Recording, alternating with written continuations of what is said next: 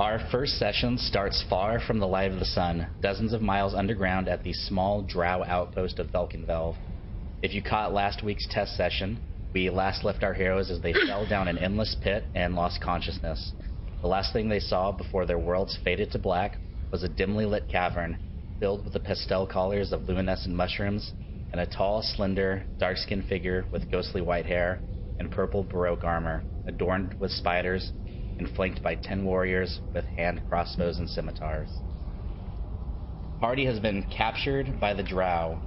You wouldn't wish this fate upon your worst enemy, yet here you are, locked in a dark cave, the cold, heavy weight of metal tight around your throats and wrists. You are not alone, though. Other prisoners are trapped in here with you, in an underground outpost far from the light of the sun. Your captors include a cruel drow mistress who calls herself Mistress Ilvara of House Mizrim. Over the past several days, you've met her several times, robed in silken garments and flanked by 2 male drow, one of whom has a mass of scars along the right side of his body. Mistress Ilvara likes to impress her will with scourge in hand, and reminds you that your life now belongs to her. Accept your fate, learn to obey, and you may survive. Her words echo in your memory, even as you plot your escape. So, you guys have been down here for quite some time. We're going to roll a d10 to see just how long you've been down here. 10 days. Today is your 10th day. And you guys fell down the shift, got captured, and you ended up here. But over your 10 days here at Velkynvelve, you haven't just been sitting around idly. So if everybody could roll me a d20. Tell me what you got. 19 for Iodara. 19. 10. Okay. 14 for Evangeline. Right. 12 for Zex and Uma. Oh, I hit the wrong button, but I got a 7. Okay. And who is our last person hitting for? Me. 17. Alright, starting with Iodara. Iodara, you haven't been idle over the last 10 days. Somehow you have in your possession a hand crossbow bolt coated with drow poison. How did you come across this item? Probably some careless guard that just left it on the ground and Iodara picked it up. Okay. Lars, you have in your possession a single gold coin. Sister Evangeline, you have a rusted iron bar that can be used as a club. You have a crowbar somehow. Zex, you also have a rusted iron bar. Inyo, you have a 5-foot-long strand of silk rope. And Moke, you have a flint shard that can be used as a dagger.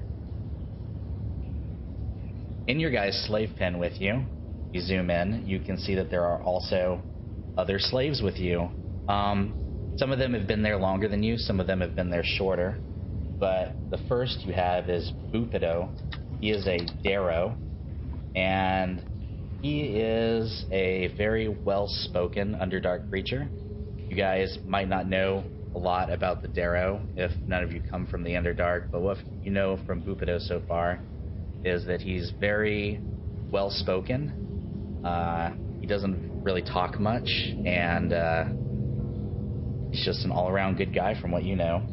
You have Darendel. Darendel is a Quaggoth, and in the last 10 days that you guys have been here, you've seen Quaggoths roaming around Velkynvelve. The Drow use them as muscle. However, this is not Darendel. Darendel says, and he speaks Elvish. Who in the party speaks Elvish? I speak Elvish. Alright. He speaks Elvish, and he lets you guys know that he is not a Quaggoth, but he is a elven prince, and he is from the High Forest. His crown was stolen by an evil wizard, and he was sent down to the Underdark, and his kingdom has been usurped. The third prisoner is a female shield dwarf named Eldith Beldrin, and she was captured by the Drow. Her clan was in a fight with a tribe of orcs from the Ice Shield clan, and there's also an orc in there with you named Ront. He is from the Ice Shield clan. Eldith and Ront were captured by the Drow when, during a fight between their two clans, they had fallen down a elevator shaft and ended up down here. They are bitter enemies, and the only thing that has kept them from clashing in the slave pen has been your Drow captors. One of your other fellow is Jimjar. He is a deep gnome with a careless devil-may-cry attitude. He's always making bets with you guys. He will bet you that you can't pickpocket a guard as he walks by the cell, or he bets you that you can't make Darendel, the elven prince that's been transformed into a Quaggoth, lose his temper. He's very loud and very, as I said, devil-may-cry. There is a full-blooded Drow male in the prison with you. His name is Sareth. Sareth is in the prison because he committed a murder. He killed another Drow, and he's being sent back to Menzo Baronzin as a sacrifice to Lolth. He has no memory of killing the other Drow, and he proclaims that he was set up and that he's innocent. However, he holds no ties to the Drow of this outpost and has made it very clear to you that he does not like these guys. Another one is a rather odd creature that you've never seen before. His name is Shushar the Awakened. He is a Kuatoa, which, if you don't know what they are bipedal fish people. And he is just a very short, squat man. He proclaims that he is a monk and that he is a complete pacifist.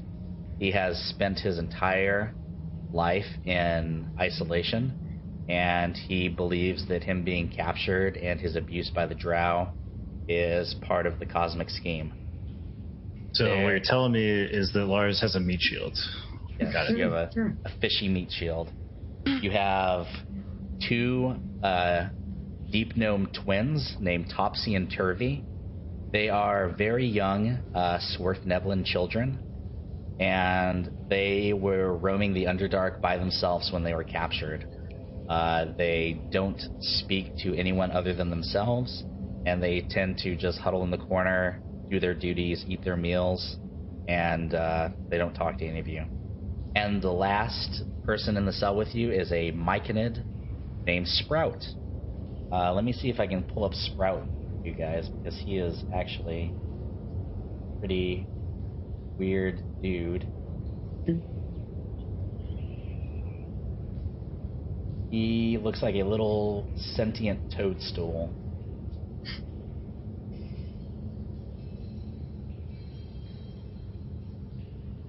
Everyone, can you guys see that on your screen? Yeah. Oh, neat. Yeah, he's the one in the left-hand corner. He just looks like two little legs, mushroom guy. He can't speak common. He doesn't have a mouth. However, he has rapport spores, and that's whenever he wants to communicate with you. Little poofs of spores will pop out of his body, and you will hear his voice in your head.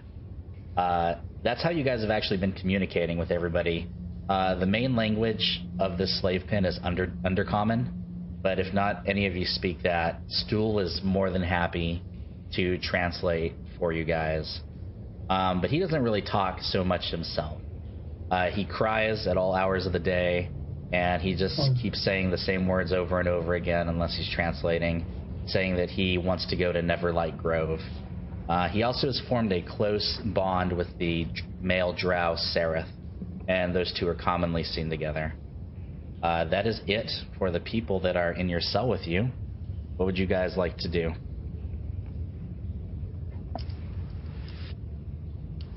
I able to use speak with animals on that dude since he's like a beast kind of thing. Who? And then the last dude you said. The Tonid thing with the mushroom. Yeah. Yeah, you don't need to use speak with animals with him because he can just poof out a cloud of spores, and when they reach you, you can hear whatever he wants to say in your head. Yeah, but would that be like a private conversation? Because won't the spores go everywhere? So like, if I wanted to have a He can make them only go to you if you guys want to have a private conversation. Okay. Just figured I would ask. Yeah. We go could ahead. engage a fight between the dwarf and the orc to get the guards. Can bash. Oh, I'm street killing that orc at the first opportunity. You guys also, you know that you guys have a collar around your neck, and it is made of iron with a twist.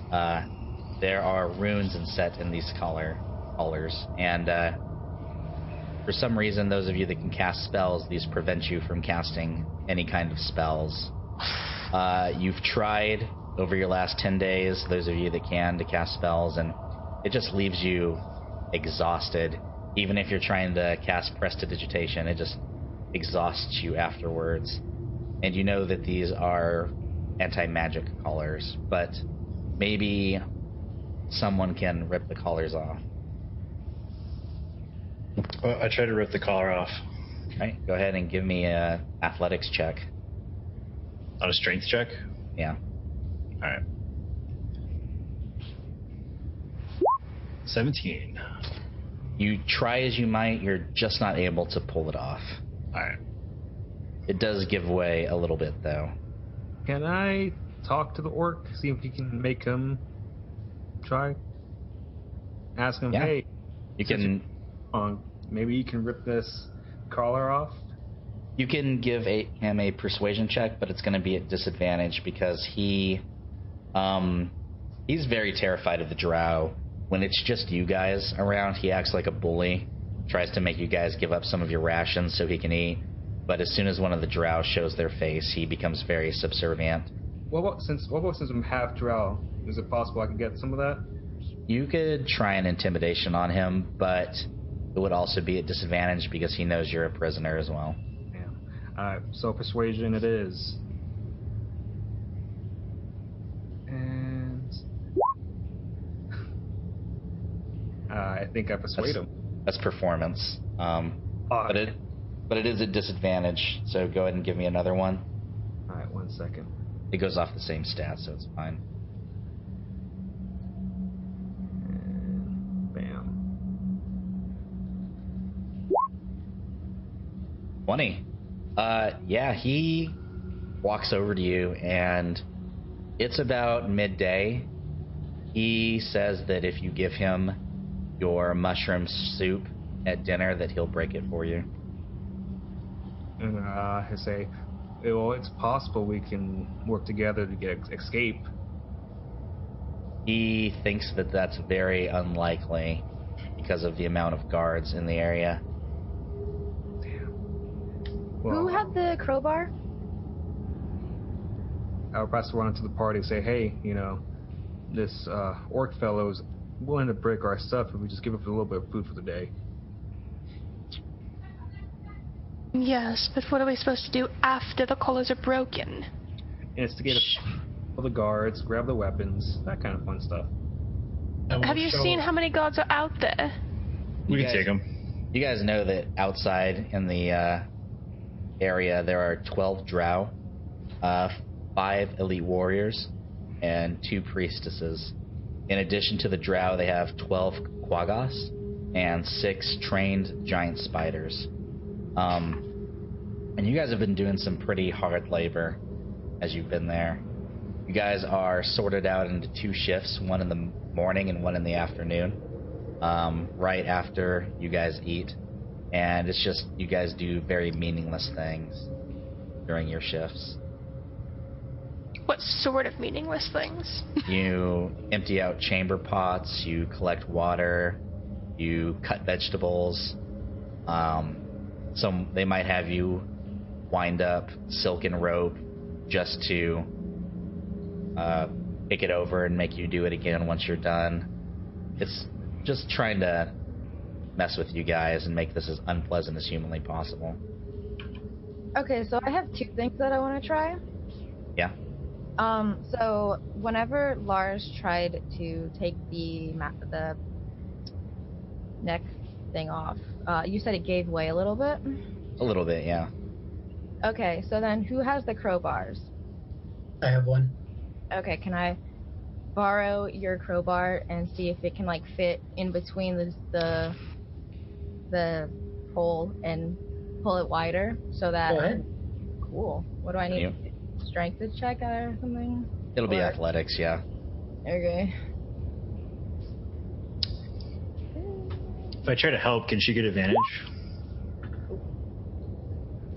Rolls a 1. After you try, yeah, I'll let you give her advantage. You can roll again. How do I make it an advantage roll? Just roll again. Just roll again, yeah. And yeah, that is not enough, but it gives away a little bit more.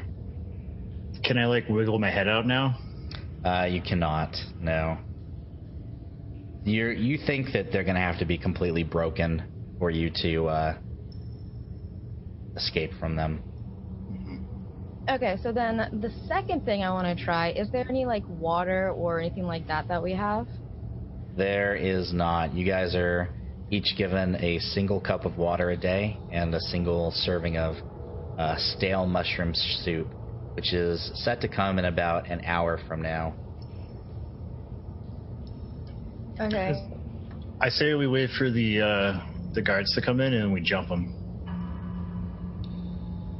Have they been coming into the cell to give us food, or have they been sliding it through a slot in the door? They slide it through the bottom. Yep. All right. Yeah. Best way to get the guards to come in is we start a fight between the dwarf and the orc. My other idea is we wait for a shift change when they let us out of our cells, and then we jump them. But it'll be good. Yeah, I have a question. Probably. Yep. Because my dagger is made of flint, I'm wondering if there's any way that I could go about in some of my downtime to craft this into an arcane focus. Yeah, it's gonna take a little bit longer than 1 hour though, but I might allow it. Once you can get your collar off though. I have a hard time saying that word. Understood.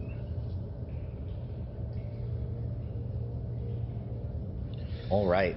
So fast forwarding a little bit, an hour comes by and 2 drow warriors come and they start pushing food through the slots. They let you guys know to eat up because you're going to be sorted into 3 different groups and you're going to be tasked out after dinner.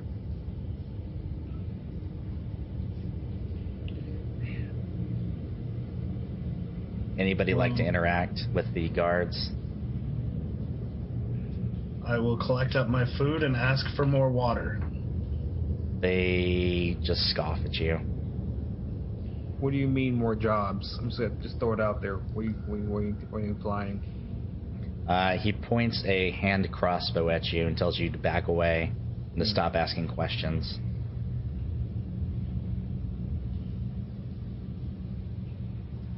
And he just gives you a look, says that you are Iblith. You do not speak to me. Then he walks away. Darn.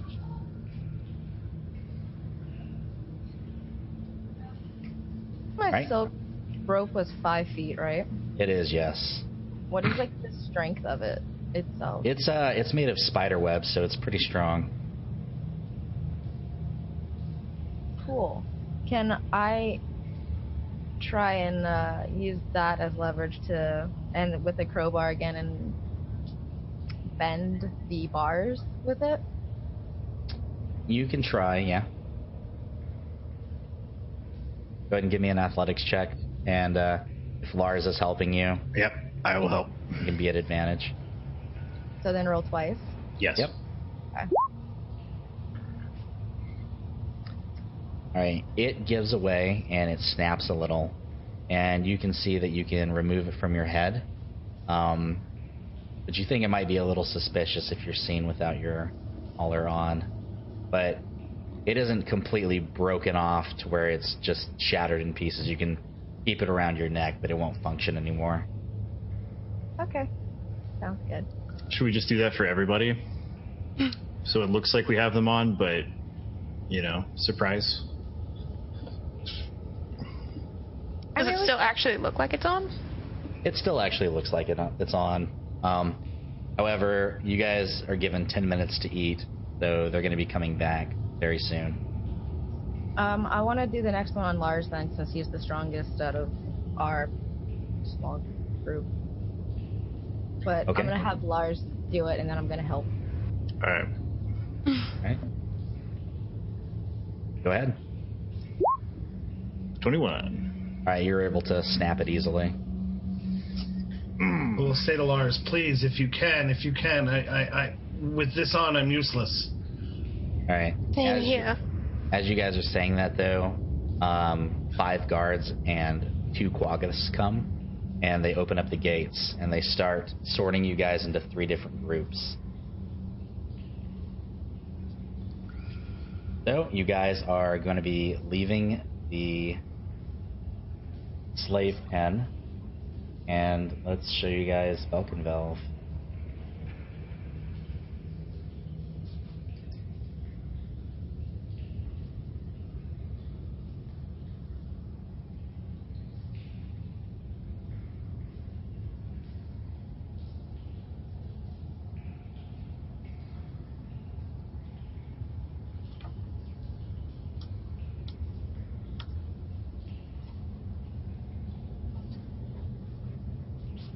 If the door's still there. Yeah, I'm able to move you guys out of the door.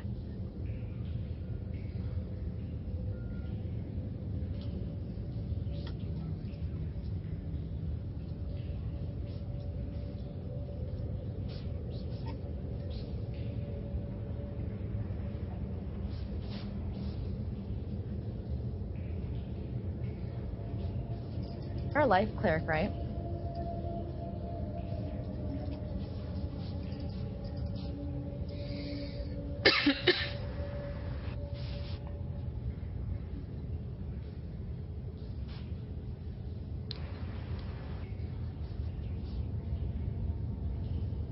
All right.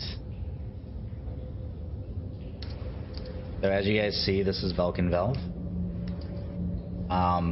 In the lower right-hand corner, we have Ront the Orc, Lars, Sister Evangeline, Bupido, and Prince Darendel. You guys are in the soldiers' quarters, and you guys are down there. You're cleaning bunks. There's a small kitchen attached. They have you guys peeling mushrooms. They give you guys dull knives to work with. On the left-hand side, we have Smoke, Enyo, Jim Jar, Stool, and Turvey. And they don't really make Stool do any work because he doesn't have arms.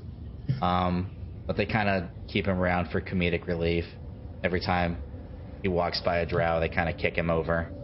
And they shoot little poison crossbows at his feet. And then down here, you guys are collecting water from this river.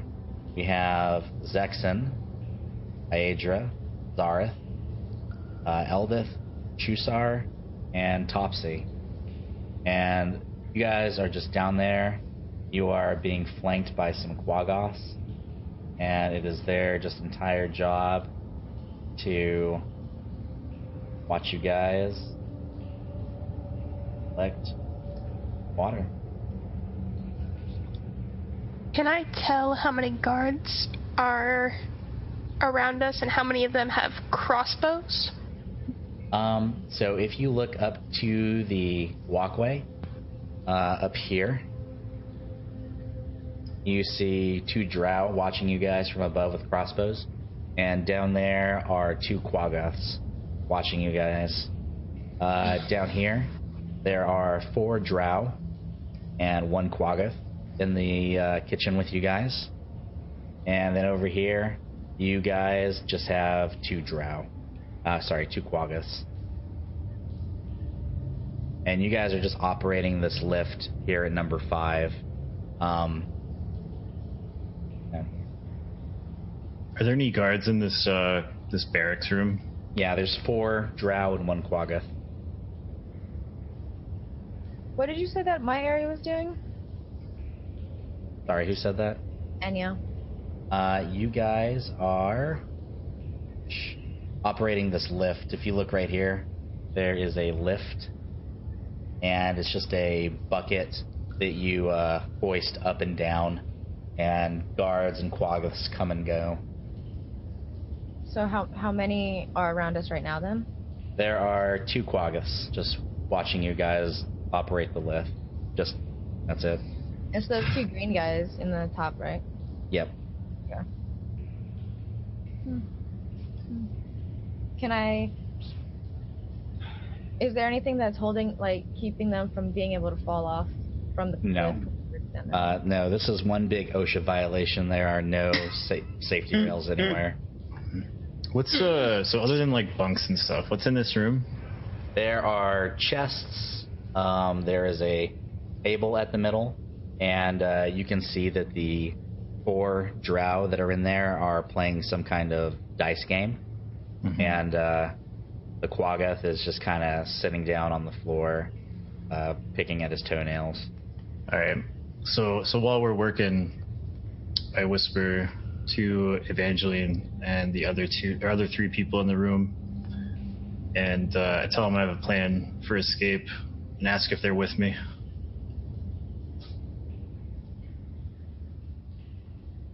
The NPCs are definitely with you.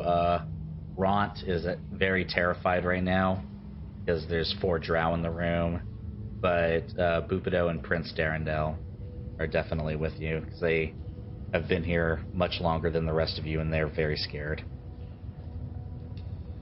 Does Ron speak Goblin? He does, yes. So I tell him, I kind of like whisper to him in Goblin so that he knows that the drow won't understand it. That like, stick with us, and we got you. Like, we're gonna get out of here. Okay. In my little group, in my little area, I would definitely like to go and aid the little mushroom, sort of protect him, kind of act as a bit of a barrier to the bullies, and kind of just let him know that he's safe with me and it's all good. And then I'm going to look at Enyo, and I'm going to kind of give her a bit of a wink as I walk up to one of the drow guards and begin pleading. I will say that the collar is painful and it's burning me, and I need it to be removed. And if you removed it, I'll be so much more helpful. I have so many spells that could be. Please help me. It hurts. All right. The quaggoth walks up to you, and go ahead and give me an athletics check. Athletics? Yes.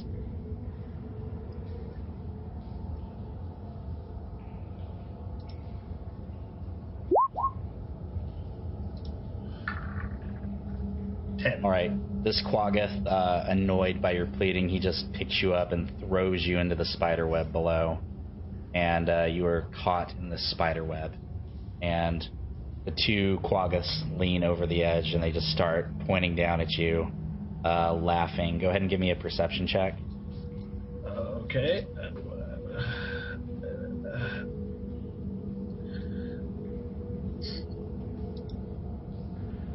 So while he's falling, 12. Okay. You are able to see a giant spider come from underneath one of these stalactites and look at you struggling in the web, and it starts slowly walking towards you. It's about, I know this token is probably pretty big, but we'll say it's about 30 feet away. Help! A little help, please! And they are both just leaning over the edge, looking down at you, pointing and laughing as you're struggling in the spider web. Somebody help, something. Is there anything around me that I can grab or anything? You can attempt to break out of these spider webs if you would like. I would like, yes. Can I hear any of this? You do not, because you are in a different part, and they're just, the door is shut and you guys are in there cleaning. On your own, bud. okay, I want to ice knife one of them. Okay, go ahead.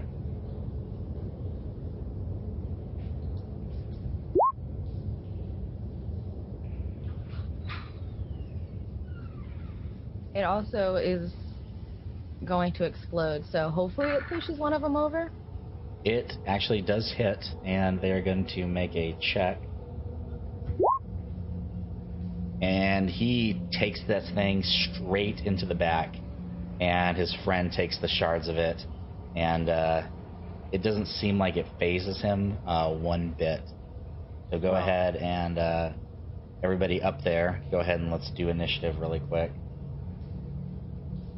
Everybody up where? Up at the lift. Okay. Looks like I kept that one.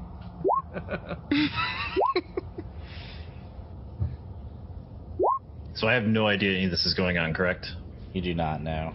All right. Fun. Well, not knowing any of that, I am going to put my plan into motion.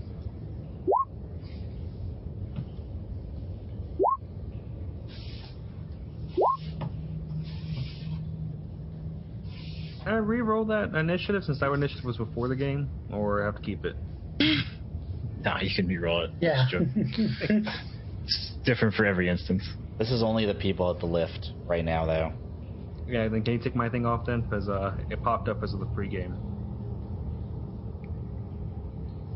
Ever gonna be able to beat my initiative? It's just too bomb.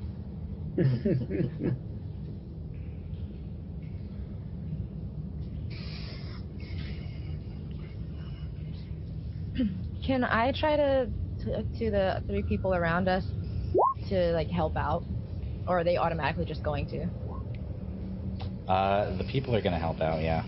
Okay, awesome.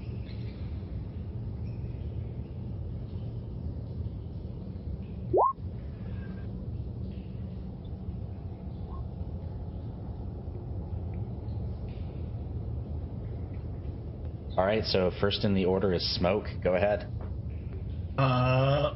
Okay, so I have a flint excuse me, I have a flint dagger. Is it at all like sharp or anything like that? Would I be able to use it to help me cut away some of this webbing? Or Yeah, you can definitely try. Okay, I would absolutely like to try that. All right, go ahead and give me an attack roll. Okay, 1 second here. Let me just find my token. There I am. No, I don't have daggers set up, so Or you can try to give me a athletics check to break free. athletics. Okay. Yes. Okay. Any kind of advantage or anything from the dagger? No, but you're able to break free, and using your feline agility, you're able to balance on the web in such an area, in such a position that it doesn't really stick to your entire body. However, that is going to be an action for you to break free. What would you like to do with your movement? You can try to drop below you, but it is a 60-foot drop. To be honest, I think I'd like to stay right where I'm at right now. Okay. And hold my... Oh, no. I don't have an action to hold at the moment. Yeah. From where you guys are, up on the walkways, it's 100 feet up from the bottom. So you fell 40 feet into the spider webs. All right. Next is the Quaggoths. They are going to attempt to attack you guys. They're big mad.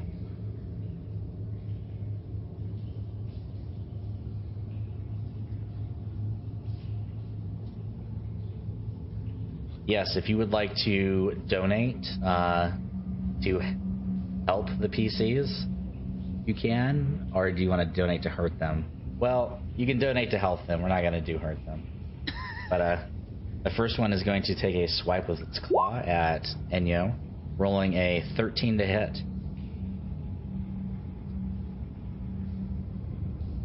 We're muted, Enyo. It doesn't say that I am. Okay, you are no longer muted. So they roll a 13 to hit you. Yeah, my armor is 10, so. Okay, they do 6 points of slashing damage. The other one is going to attempt to hit Turvey. He definitely hits. You see him club Turvey in the head, and he immediately goes down. So it is the giant spider's turn. The giant spider is going to walk 30 feet over to Smoke, and he is going to attempt to web you. Ew, that sounds disgusting.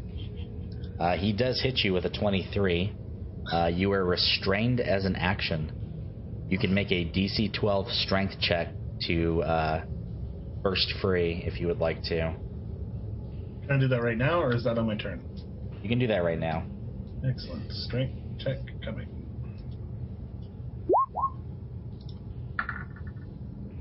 Okay, yeah, you were able to struggle free, and that is going to attempt to bite you. It rolls a 2. You are able to break free just in time as the spider lunges at you. Okay. Next is going to be Jim Jar. He's going to walk up and try to attack one of the Quaggoths.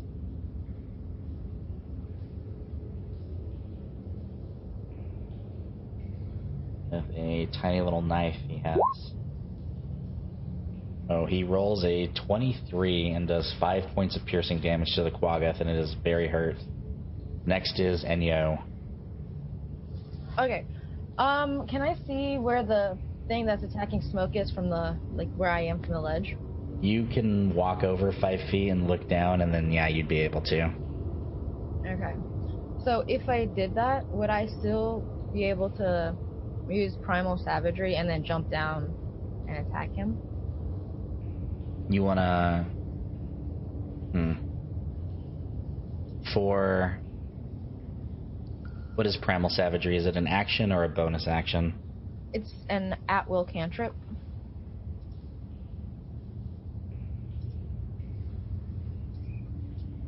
Let me see. Transmutation. It's an action. So it would take your movement to jump down there and your action to cast Primal Savagery, and that would be it. Oh. Okay, Part well of then. the action is the attack, though. Oh, yeah, it is. Yeah, you would be able to jump down and make an attack with Primal Savagery. Definitely.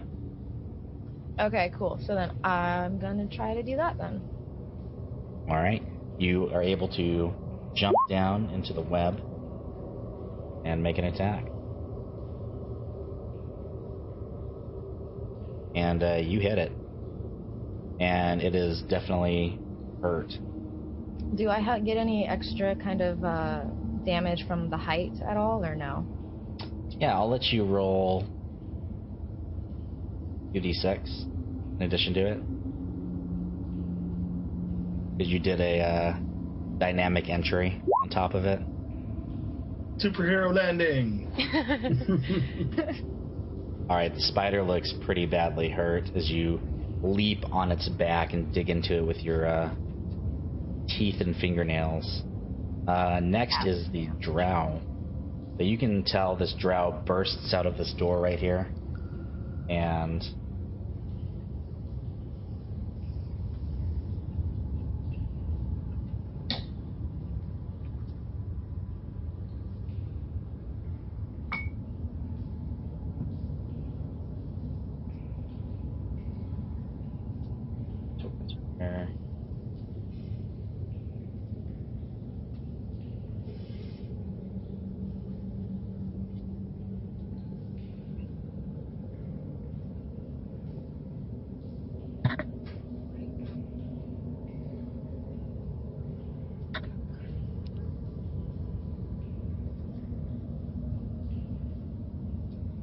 just trying to get everything moved to the correct layers.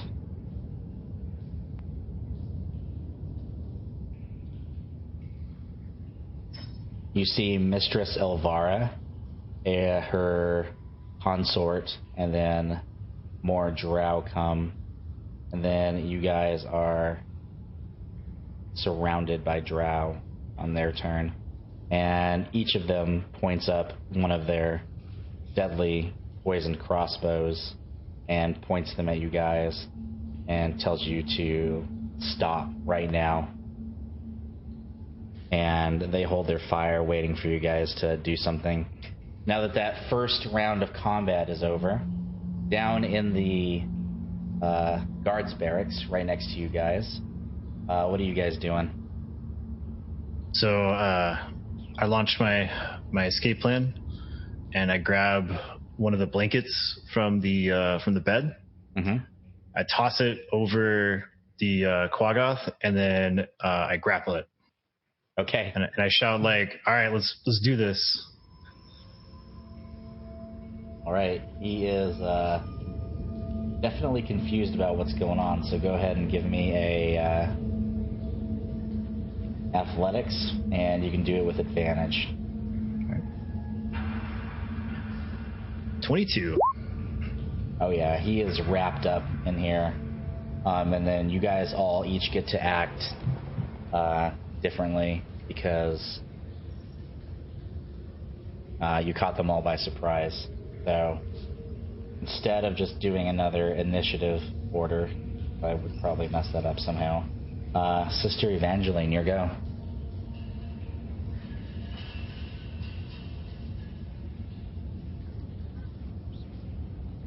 And I think your sound is muted. You hear me? Yep, go ahead. I'm gonna swing as hard as I can with a little iron bar against Against the drow. Just the drow. Okay. When you roll damage, it's going to act as a club, so it'll be a d6 plus your strength.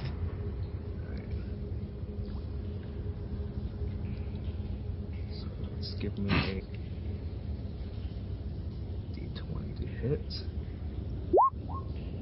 I got a natural 20 to hit.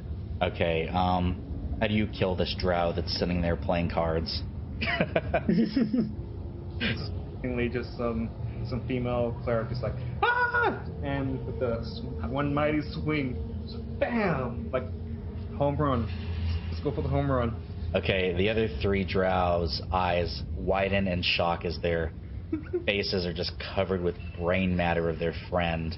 And they're very upset because they didn't get to finish their game, but they're happy because he was winning. Next is... Lars is like, yes, blood for the blood god. Ront goes in and he spears one of the drow. Let's see what he does.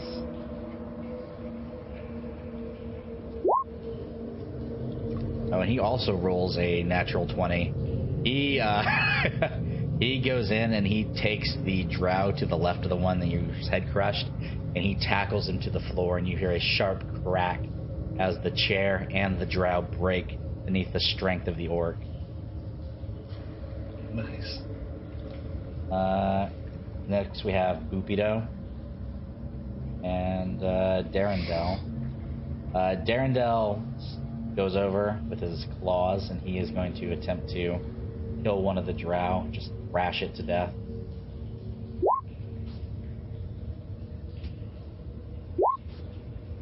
And he also rolls a nat 20 with his first attack. And with his second attack, he hits I'm with just saying, a like, 15. Plan was to jump the guards.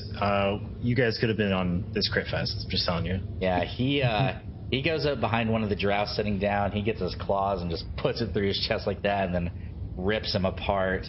And you see all resemblance of the elven prince that he claims to be go away, as he just starts beating into this wet pile of drow chili he just created. And he doesn't look like the sophisticated elven prince he claims he is, as he just starts beating the body parts and ripping him limb from limb. The last person in the room is we have Bupido, and he's going to take the chair leg and hit one of the guys. He rolls a 5. He hits one of the guards with the chair legs, and it just breaks over his back, and he looks... The guard looks at the drow. On his turn, he's going to pull out his crossbow and fire a round at Bupido,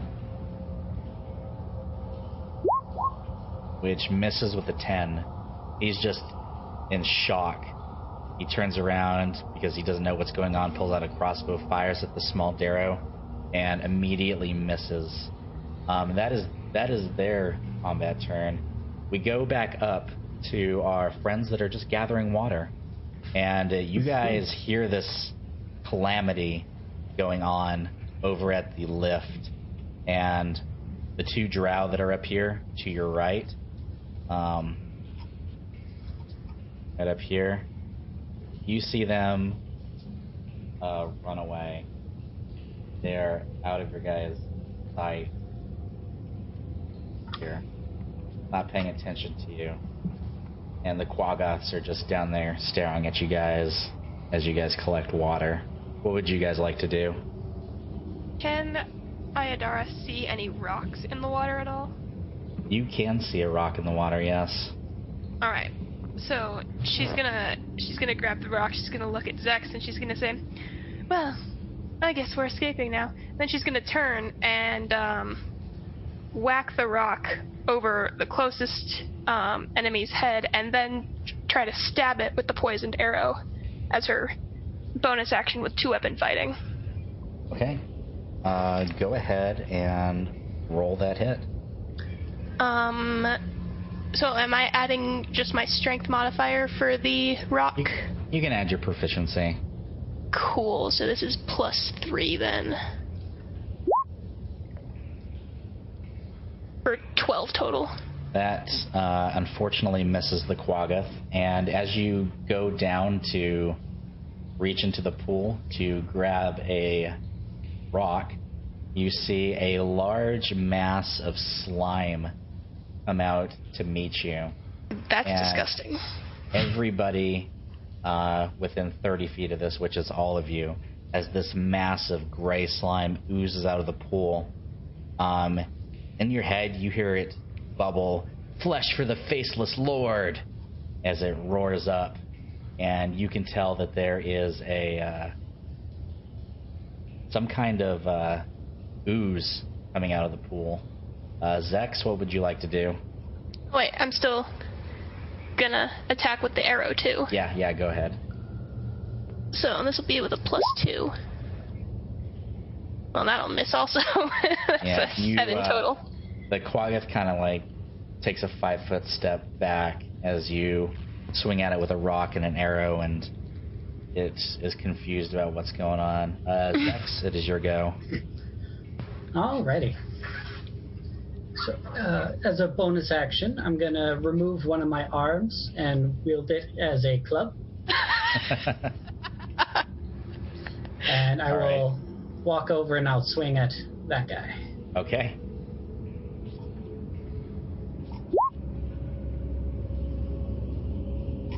Well, that just barely misses the hulking figure.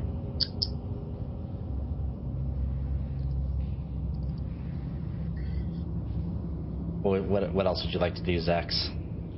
That was... I'm just going to get ready for the combat to start kicking off. Okay, the drow Sereth with you guys. He sees that you guys are fighting the Quaggoths and that the guards have left, and he shouts, "Run!" and he takes off this way down the western area, and he is completely gone. You coward! Eldith. Get back here.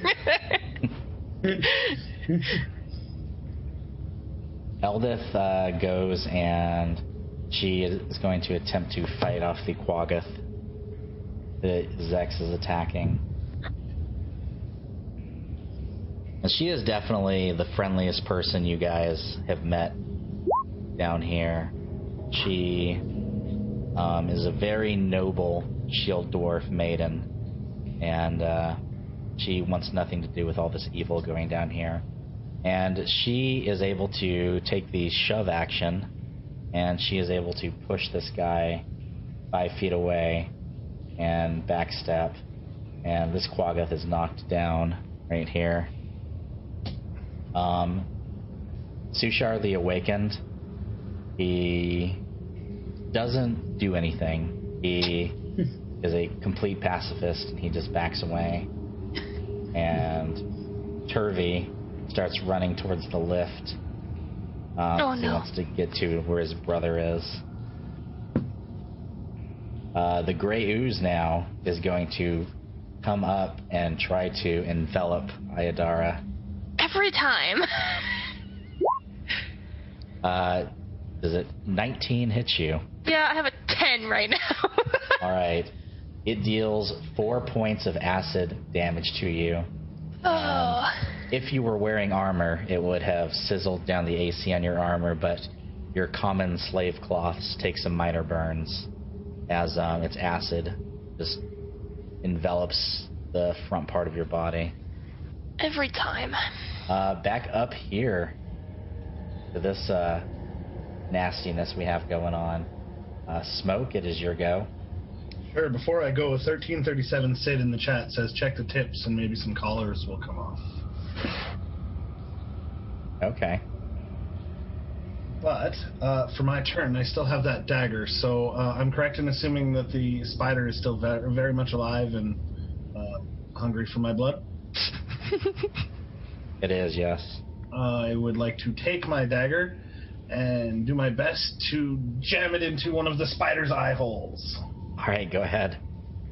All right.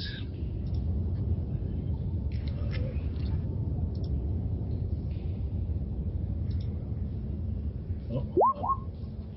There we go. Oof. That misses. Pretty bad. Alright, would you like to take a move action or do anything else? No, at this point I have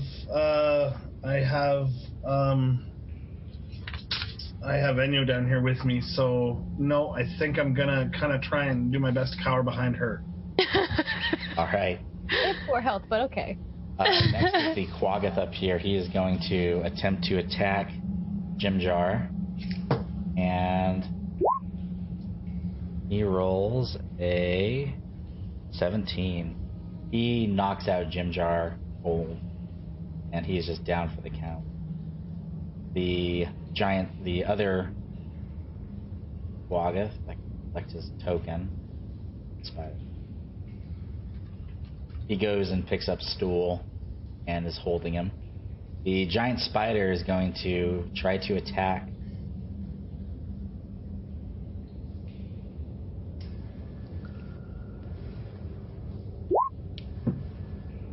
He rolls a 14 on you, Smoke. Who are you attacking? Oh, okay, never mind. Smoke, yeah. Does that hit? The 14 will hit, yes. Alright, it does 7 points of piercing damage, but because we got a very generous tip of $5 in the chat, we're going to let your collar absorb some of that damage. So it is going to lunge at your neck and attempt to bite you. And because one of our viewers' tips saved you, you were only going to take 3 points of piercing damage. The spider's fang sinks into... One of them sinks into your neck, the other sinks into the collar and rips it off. Yes! So you are free for now. Jimjar is completely knocked out, so we're skipping his turn, and it is back to Enyo. Okay, so, Smoke, how much health do you have now? I am currently at not full. I have 4 health. Same, but I need to know which one of us needs it more. I am at 4 health. Okay, so twinsies, I'm gonna heal myself and be good.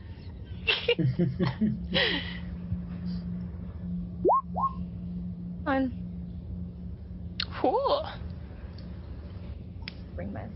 Oh, and All then, I don't think... Can I do a perception roll to just see if there's anything else around us other than that monstrosity and that other thing that's a hit on the right?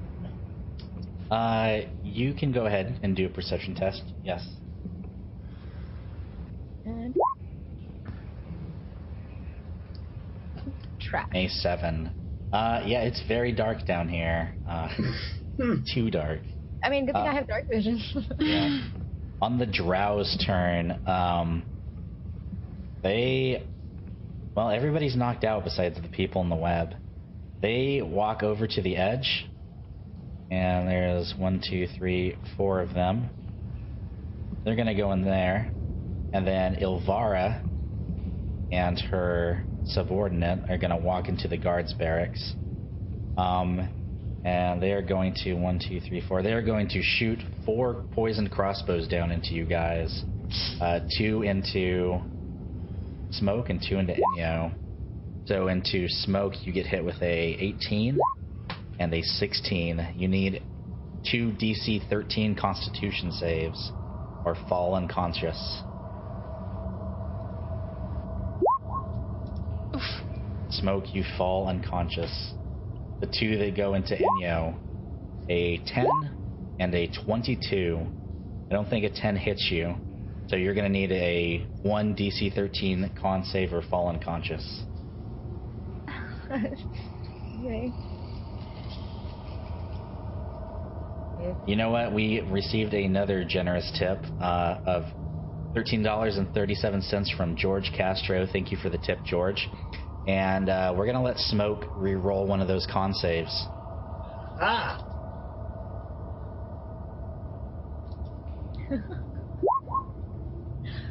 Alright?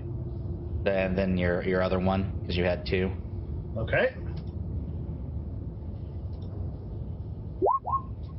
Yeah, you unfortunately you still fall unconscious, and now I need 1 from Inyo. She also falls unconscious, and 1 whistles at the spider, and the spider goes back into its hole. They start going towards the lift, trying to pull you guys up.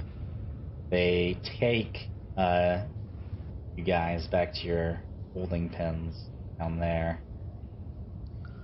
My collar doesn't fall off while they're moving me, does it? Yeah, we'll say it stays on. I was about to ask the same for mine.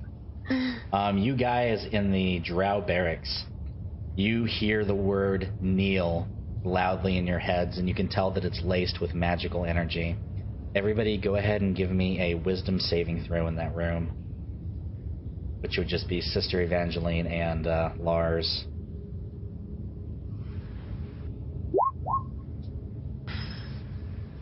You were good, Sister Evangeline. Faith, that's why. No. And Lars, you see everybody in the room besides Sister Evangeline go to their knees as this Mistress Elvara walks in with her consort. And she sees that her command spell isn't working on you. So she sends her consort over to come and collect you. He points a scimitar at you. Tells you that we can do this the easy way or the hard way. But either way that it goes, he doesn't have any bad feelings about cutting down a half-breed.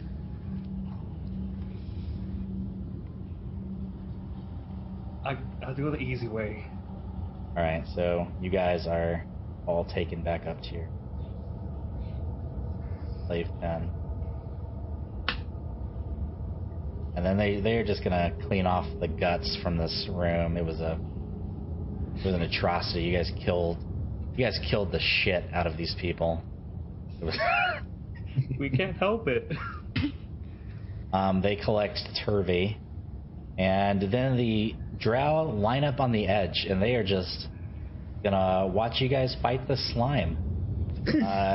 They know that a gray ooze has been living in their pool for quite some time, and they don't want to deal with it, but now that it's being dealt with, they're more than happy to just stand up there and watch you guys and try to shoot anybody that intervenes.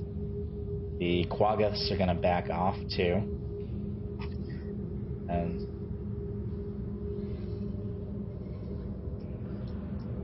let's have everybody in the slime fight go ahead and roll initiative.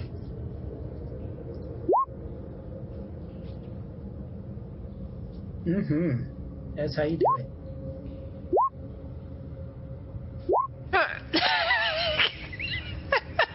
And I'm not even going to bother rolling for Shusar because he hates fighting. All right, Zex, your go. All right, well, I'm going to take a swing with... Still holding my arm. I'm going to take a swing at the ooze. All right.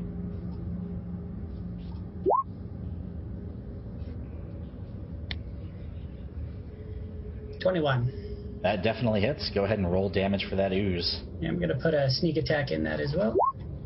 Yeah.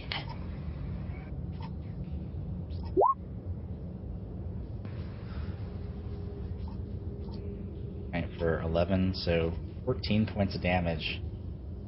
That slime is a big hurty boy right now. Alright. Do you have any other action you'd like to do? No, I'm gonna keep standing beside Ayadara. I appreciate that.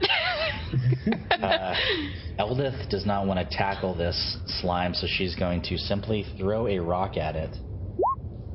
And she misses. It sinks into the ooze and instantly dissolves.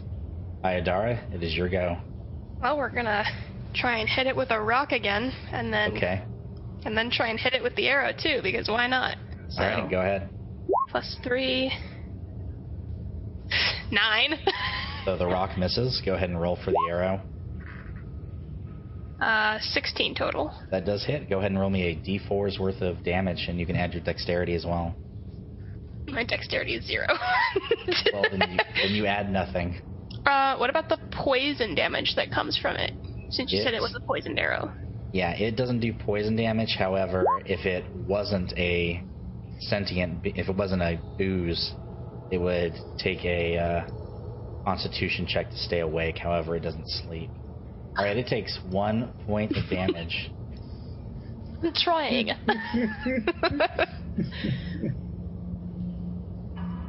All right, next is the ooze's turn. It's going to take a swing at Zex. And it rolls a natural 1. It does not hit you. Yes! Its oozy pseudopod swings right by you, but you're able to suck in your gut a little bit and avoid the hit. What gut? It's back up to you, Zex. Alright, I take another swing at it. All right. Whoa! That does hit. Alright, and sneak attack dice as well. All right. In your best words, how do you kill this grayish blob? How does it die? So, the arm that I'm holding in my other arm, the hand is splayed out, kind of like a spatula. Yeah. So, I'm just splashing it in every which direction to just dissipate the ooze. All right. You splash this ooze everywhere, and its last dying psychic scream, it lets you know that Jubilex is coming for you as it dies. And if you guys have Arcana as a skill, you can give me an Arcana check, as the ooze says that. I do have that. Not proficient.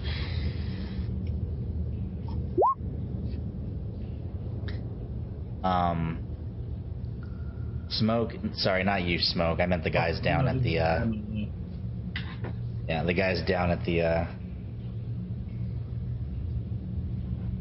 Does anybody have Arcana proficient down there? Nope. It's just me, I got a 10. Oh, okay. I didn't see that. You have heard of Jubilex before, but you're not really sure where. But as this thing dies, the drow at the top, they point their crossbows down to you, and you see from the western area 2 Quaggas and 2 drow are coming, pointing crossbows at you 4. Sushar immediately gives up, and Eldith looks at both of you guys and says, "What's the plan?" I raised my arm, was holding the other arm up, so it looks like I'm surrendering. All right. Well, they put manacles on you guys, and they take you back up for holding. Do they ask me to reattach my arm so they can manacle me? Yeah. Okay. Yeah. Put your arm back on, sir.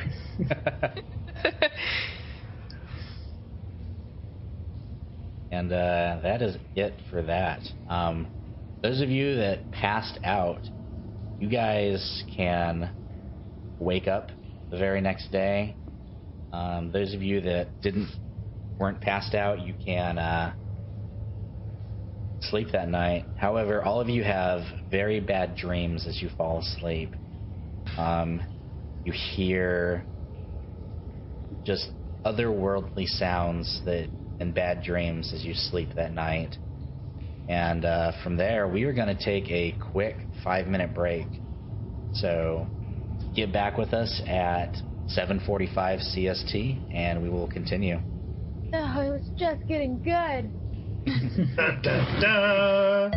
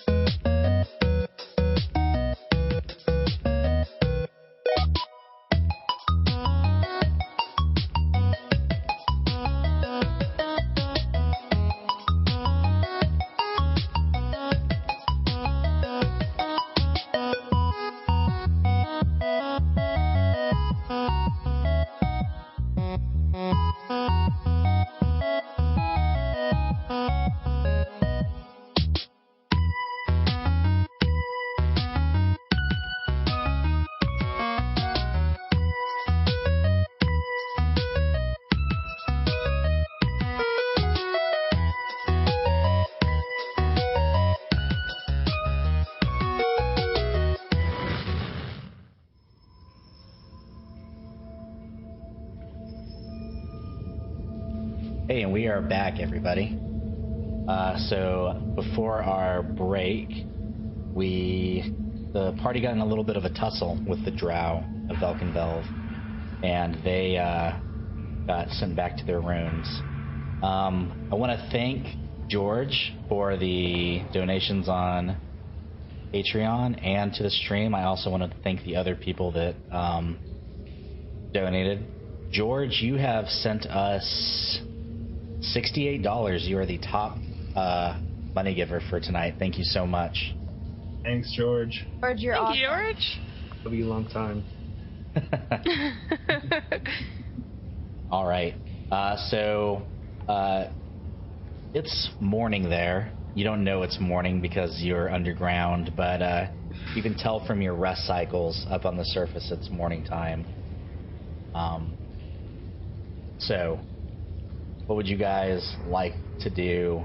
You know that around maybe 30-45 minutes after your guys wake up usually is when they start tasking you out to do your daily chores around Velkynvelve. You think because of what happened last night, they're going to be a little bit more attentive to you guys. Does Iodara see any guards directly outside of the cell? You do not know. Then she will turn to Zex and say, I don't suppose you could do something about this collar. It's quite infuriating, especially when I can't use my own magic during a battle like that. Why, yes, I can try. And I will pop off my hand, similar to how I did with my arm earlier, and I will use it as a thieves' tool to try to pick the collar off. All right, go ahead. While they're doing that, can I look at Lars and with the crossbow and my silk, try to take it off? Wait, Smoke has his off already, right? Yeah, it's damaged. Yeah, Smoke, So Enyo, that's and one? Lars all have your colors off. Okay, then I'll try to go to Evangel and take his off. What would be the roll for using the thieves' tools? Sleight of hand, and you just add your proficiency. Okay.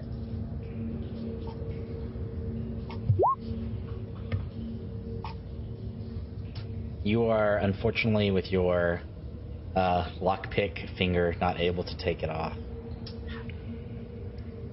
And can Iodara just try and pry it off? Yeah. You can give me a athletics check to try and pry it off.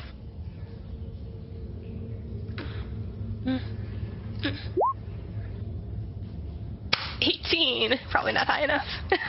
It is not high enough, however, like Lars' collar at first, you were able to break it a little. The elves are not known for their craftsmanship when it comes to non-killy things. So these come off pretty easily.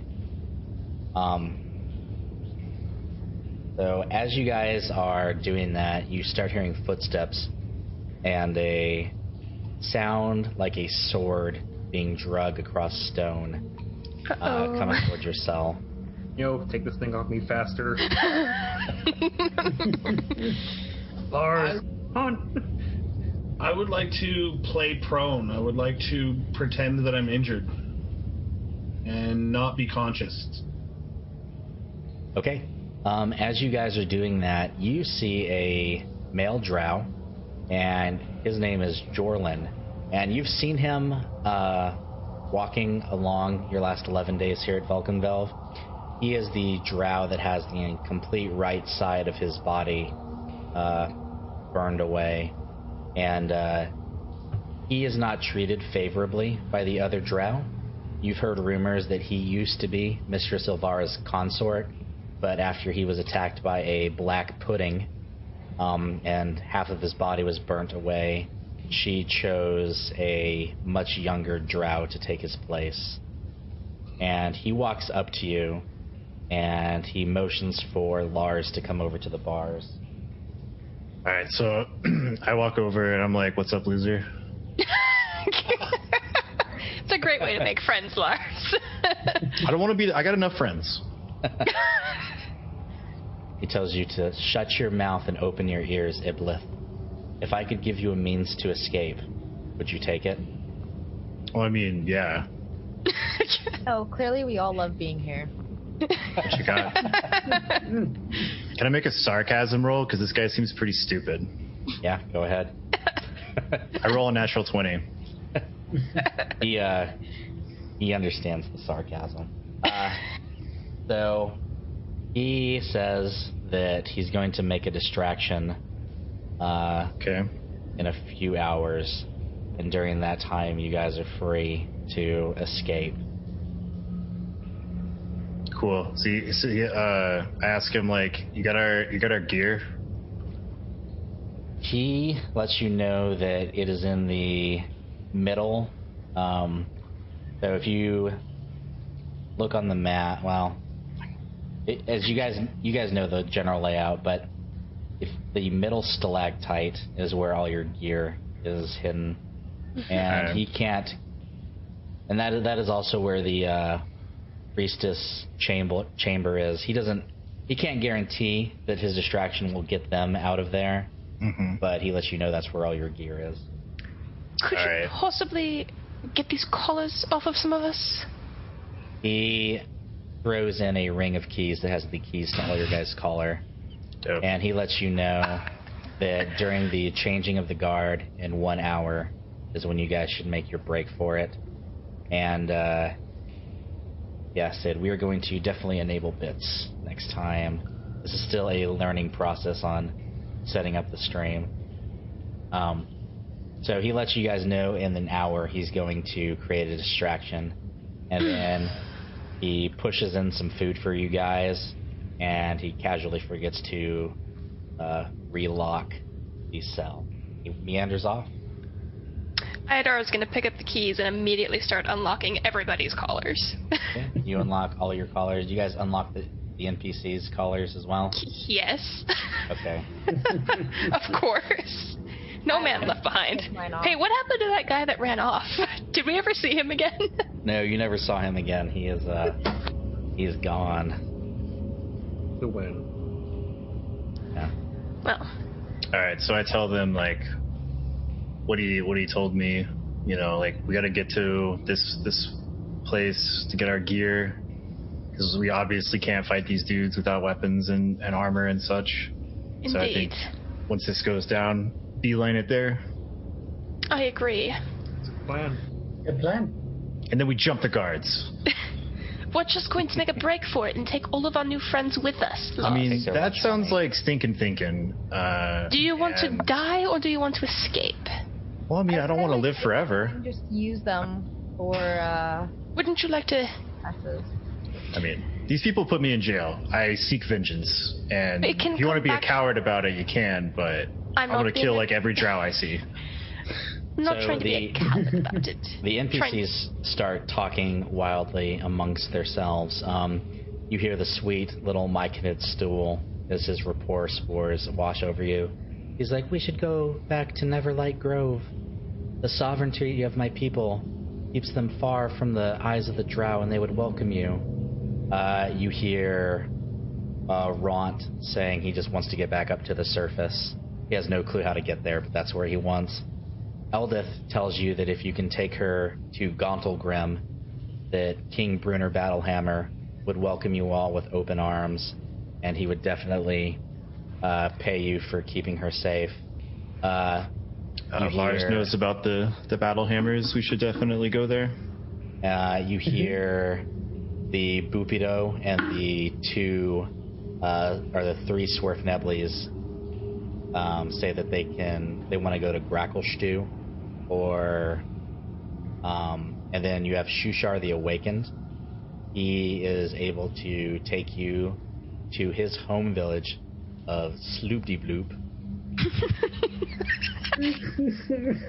And the last one, Jim Jar, he suggests going to the Swerfneblin village of Blingdenstone. Are they all making a bunch of noise? They are making a bunch of noise, and they are all very excited and being loud about Okay, Iodar is gonna try and like stand up taller and say, Hush now. If you're not quiet, there's no way we'll be able to get out at all. The guards will come and they'll lock us all back up, and his distraction won't work. So hush. Right. Yeah, us.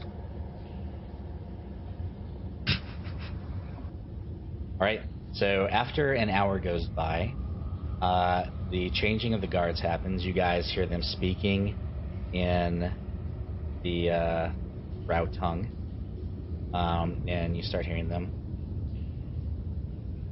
All of a sudden, everybody hears a horrible droning buzzing echoing through the cavern, followed by inhuman shriekings. Alarm horns sound as flying creatures start making their way through the caverns of Velkynvelve. Everybody can go ahead and give me an Arcana check if you're trained in it. Nope. Yep. 19. John and Zex, these are demons. These are flying demons. Oh. They are not native to the material plane. You don't know if this is a common occurrence in the Underdark, but there are dozens of demons flying. And the Drow go into full panic mode, and they are just out and about on the balconies.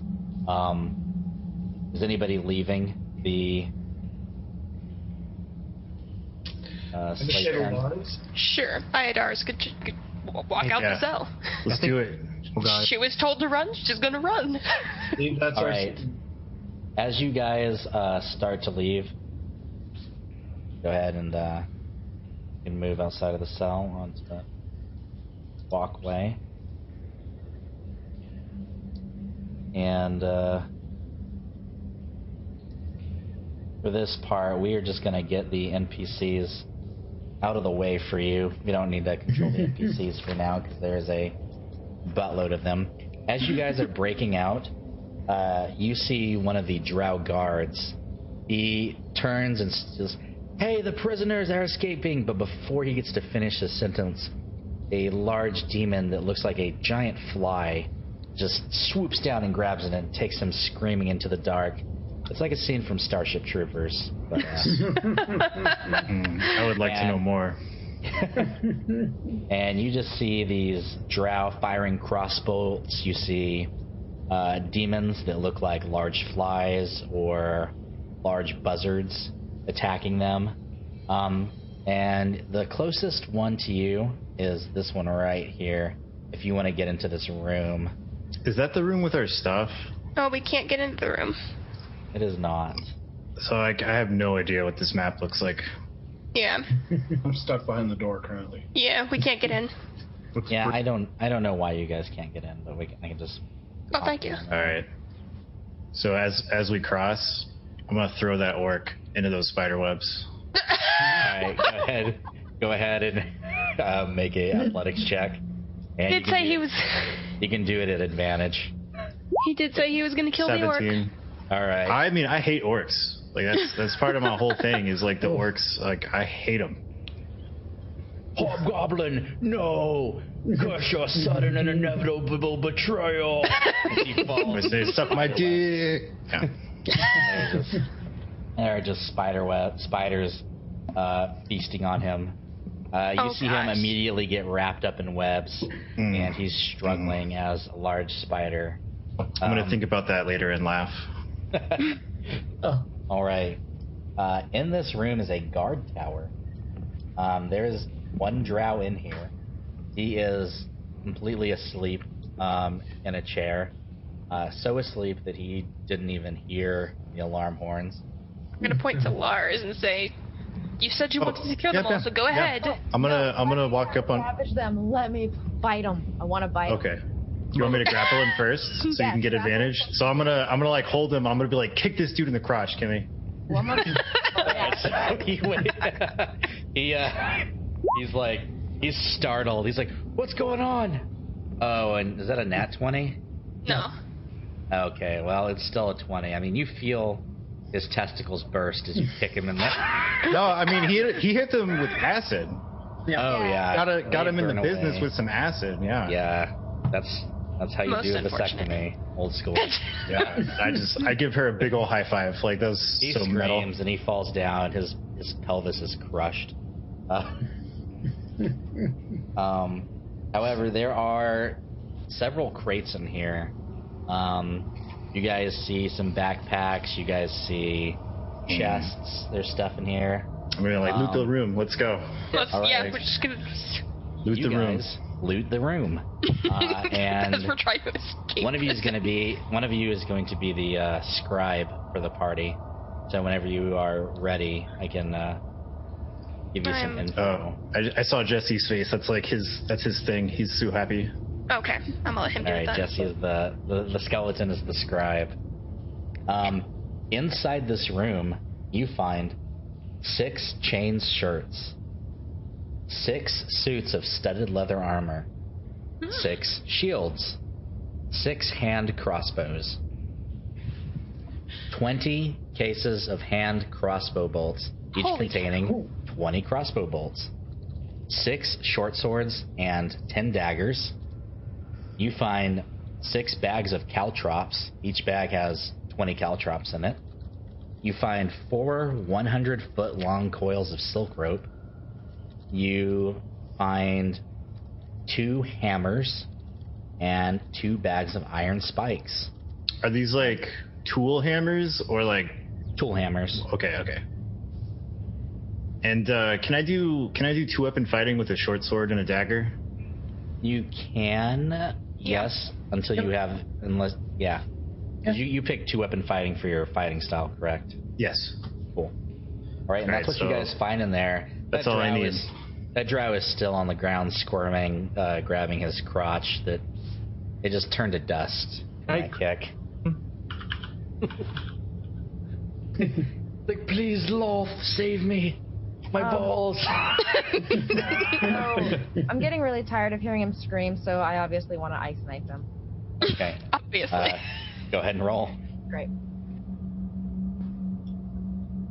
Have we found our stuff yet? You have not, and you have advantage because he's prone and feeble.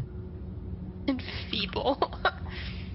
You can get rid of that nat 1 unless you want shards of ice to hit everybody in the room. I think it's already gonna hit everybody in the room. It's in a 5-foot radius. Oh God.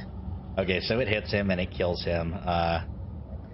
Then yeah, everybody in the room takes 1 point of piercing damage as Oh. shards of ice hit you. Don't we all make the save? All right, you guys head out the other way. Oh my. There's enemies. There are enemies. Lies. You see 2 drow, and they are not paying attention to you, so you guys get to act first. And I will let you choose the order. I'm gonna run up and I'm gonna kick one of them into the spider webs. Go ahead. Give me an attack roll. How do I do a normal attack roll without like a weapon? Just unarmed strike? Yeah, Alright. that hits. Sweet. He's going to make a roll to see if he stays stable or not. He rolls a 10, so and he falls into the spider web below. This is like my new favorite thing. I love this. And then can I smack that other dude with a short sword because of 2-weapon fighting? Yeah, go ahead. All right.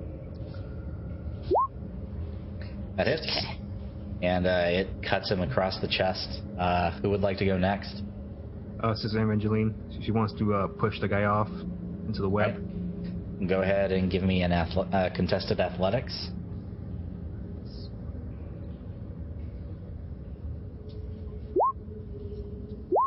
Sweep the leg, Johnny. All right, so he rolls a 13 and you roll a 6. He is able to get his balance and maintain his bearings. Who would like to go next? Drop kick him. Drop kick him. Is Off Enyo the top going? rope. Yeah. Get him, Enyo. Can Ayadara help Enyo? You want to throw me? No, help you. Help you push the other guy off. Shiza for your follow. Yeah. Alright. And you said it was an unarmed strike, right? It is, yes. Okay.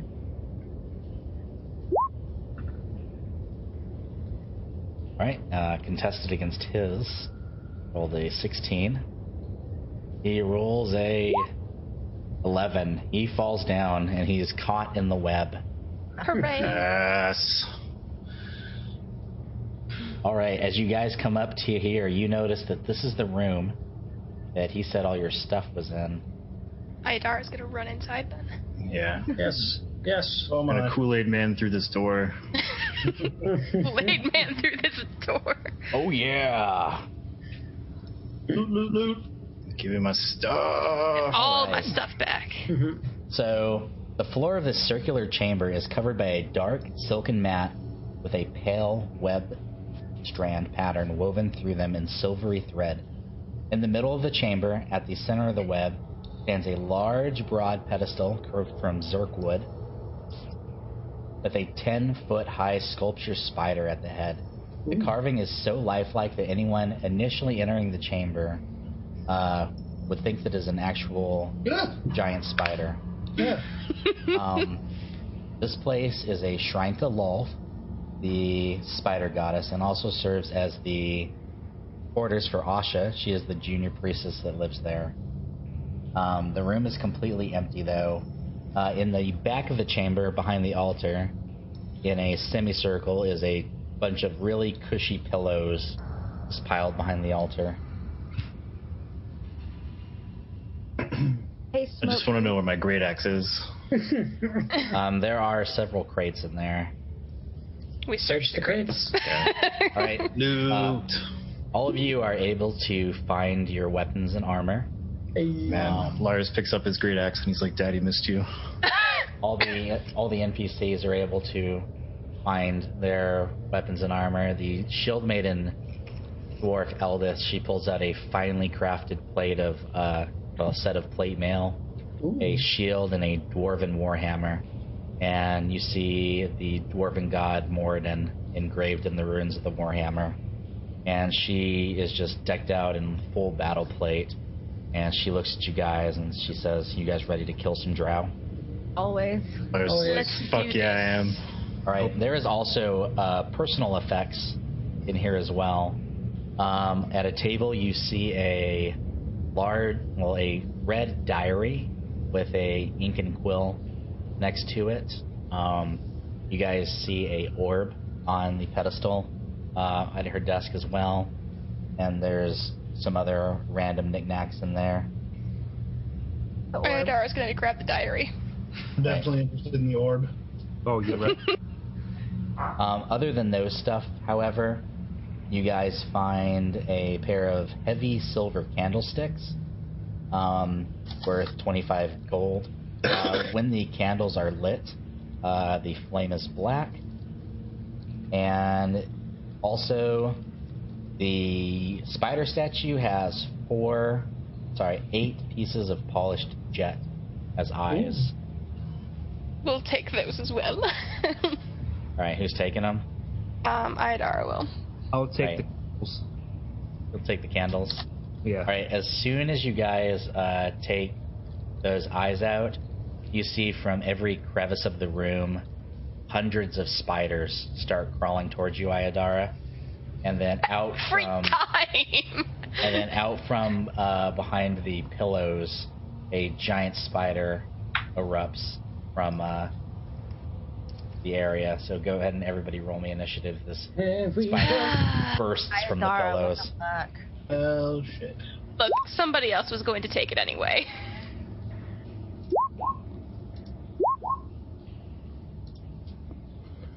Man, I'm killing these initiative rolls tonight. Ooh, I got a 17 this time.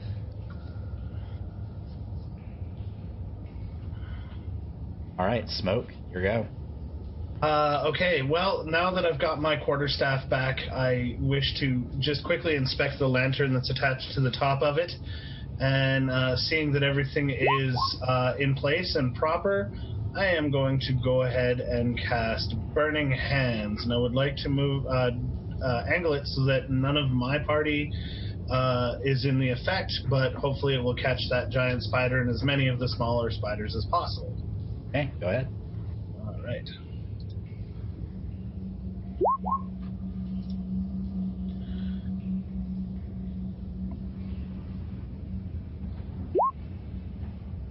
It does not make it. So it takes 9 points of fire damage, and you see that all the webs in the room instantly conflagrate, go up in flames. You see the pillows burn, and the spider is just caught in a mass of burning pillows. It is pretty badly hurt by the Well, that's fire. wonderful. I will say to the rest of the party, if you don't need to be in here, I would cheese it. All right, Ayadara, you're next. How big is this spider? It is about the size of a human man. Can she get up in its face and have none of her allies be within 5 feet? In this room, no, not really.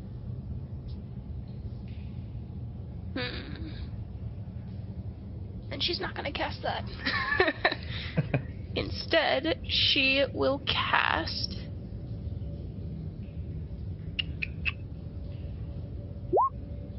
Dissonant Whispers. Right, the spider needs a wisdom save. Let's see if the spider is as wise as the troll you guys fought. And it'll take half if it succeeds. It does succeed, so it takes 5 Psychic points damage. of psychic damage. As it just starts racking itself in pain. And then as a bonus action, she will give a bardic inspiration to Lars. So for 10 minutes, you can add a d6 to your an ability check, attack roll, or saving throw. Okay. Well, if you don't know what I'm gonna do, I'll tell you. Then you So I'm really gonna- don't know Lars. I'm gonna be overcome by my lust for battle, fly into a rage, and attack this giant spider with my great axe. All right, go ahead. And I'll use that d6 for a 16. That hits. Yeah. It take All right. 4 slashing damage, or 6 slashing damage because I'm in a rage. All right, that spider is pretty badly hurt. As it takes 6 slashing damage. It does not. Next is the giant spider. He's going to attempt to attack Lars, who he perceives as the biggest threat to him right now. He rolls an 11 to hit. Does that hit you? I don't know if, no, I'm AC 15. All right. So he shoots web at you and attempts to bite you, but he misses you. Zex, your go. Alright, I'll try to sneak up beside the spider and stab it with my rapier. All right, go ahead.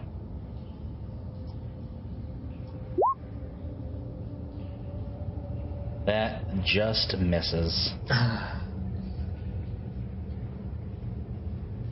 All right. Would you like to do anything else with your turn, Zex? Nope, I'll just flank it beside Right. Lars. Evangeline, your go. Do a little quick prayer to cast Toll the Dead. All right.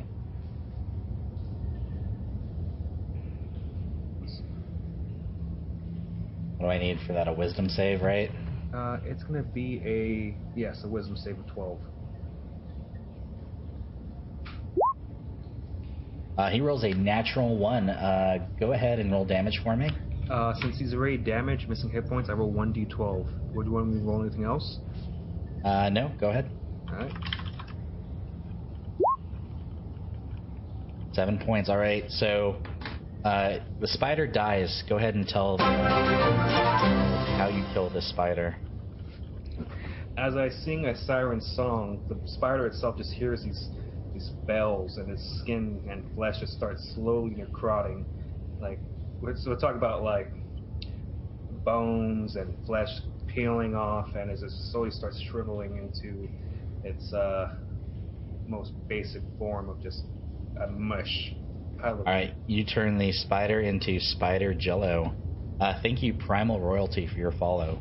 The initiative is over, you guys. Oh, are all the little spiders dead too? The little spiders don't want to go anywhere near the fire, but you see them eyeing the jade that you have.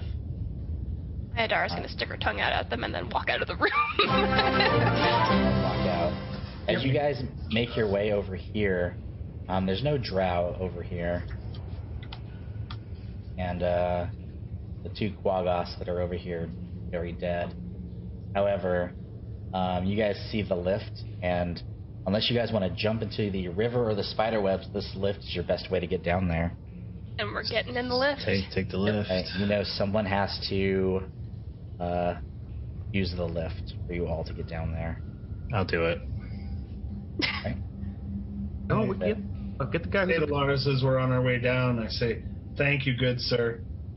All right, Lars, you are up there by yourself with the rest of the group downstairs. What would you like to do to get yourself down? What's the distance? 100 feet. Oh, it's 100 feet? All right. You guys do have those 3 100-foot silken ropes, though. Oh, I guess I'll just use that and, Shimmy rappel down. Yeah. All right, you guys shimmy down. So as you guys all get down, there is the... where do you guys want to go? I mean, you guys... And then the NPC... As there's still fighting going on up here, the NPCs are making a big stink about where everybody wants to go. Having seen... They tell you that the North Passage leads towards Menzo Berenzen and eventually Blingden Stone. The prisoners discourage travel towards the city, even though the Deep Gnomes suggest going towards the Blingden Stone. The west leads to Dark Lake and Gracklestew, and the south also leads to Gracklestew. Where was it that the dwarven girl wanted us to go? Gauntlgram, however, she doesn't know where that is at all. She's so helpful. And what do we know about Gracklestew? Gracklestew, for those of you that are Underdark, or maybe some people have told you that, it is the Durgar city, and those are the Grey Dwarves. Eldith pretty much says going to Gracklestew would be a death sentence for her because the dwarves and the Grey Dwarves have been at war since the beginning of time. They're an evil version of dwarves. Have her and say she's not one of those guys. Well, so we can either go to Menzo Berenzen, where we die, or we can go towards this other thing and figure that out. So I say we go that way. Yep. I agree. Right. We'll figure out how to protect her. Hey, we just get her burqa just all around her. Should be fine. All right, you guys are going south. As you guys go south, however, you see out of the sky flies one of the demons, and it is wounded. However, it looks up at you and prepares to attack. This is a very large demon creature. So go ahead and everybody roll me initiative as this demon attacks. Before we do the initiative or anything, and I see it, can I do speak with animals to try to maybe avoid a combat situation? You can cast Speak with Animals as an action. However, you know that this creature is a demon, and it doesn't speak any other language other than Abyssal.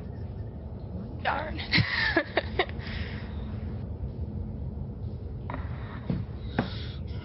Can I reason with it since I speak Abyssal? You can on your turn, yes. It is going to go first, though, I believe. So on its turn,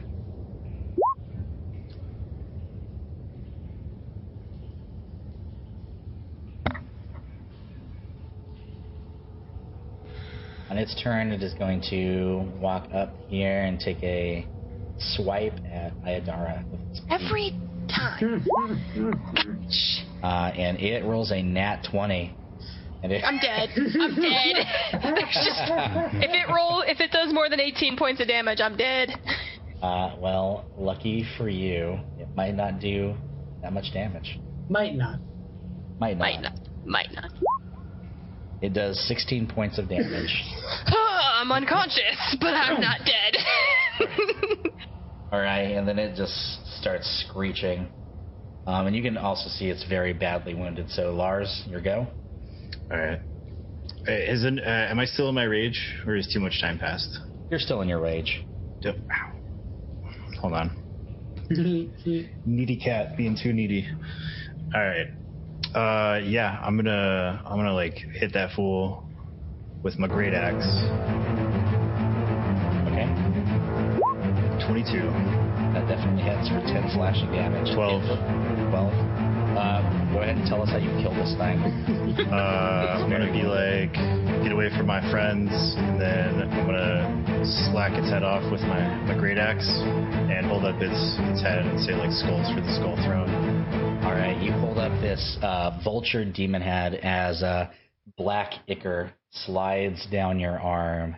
And go ahead, and as you do that, give me a charisma saving throw.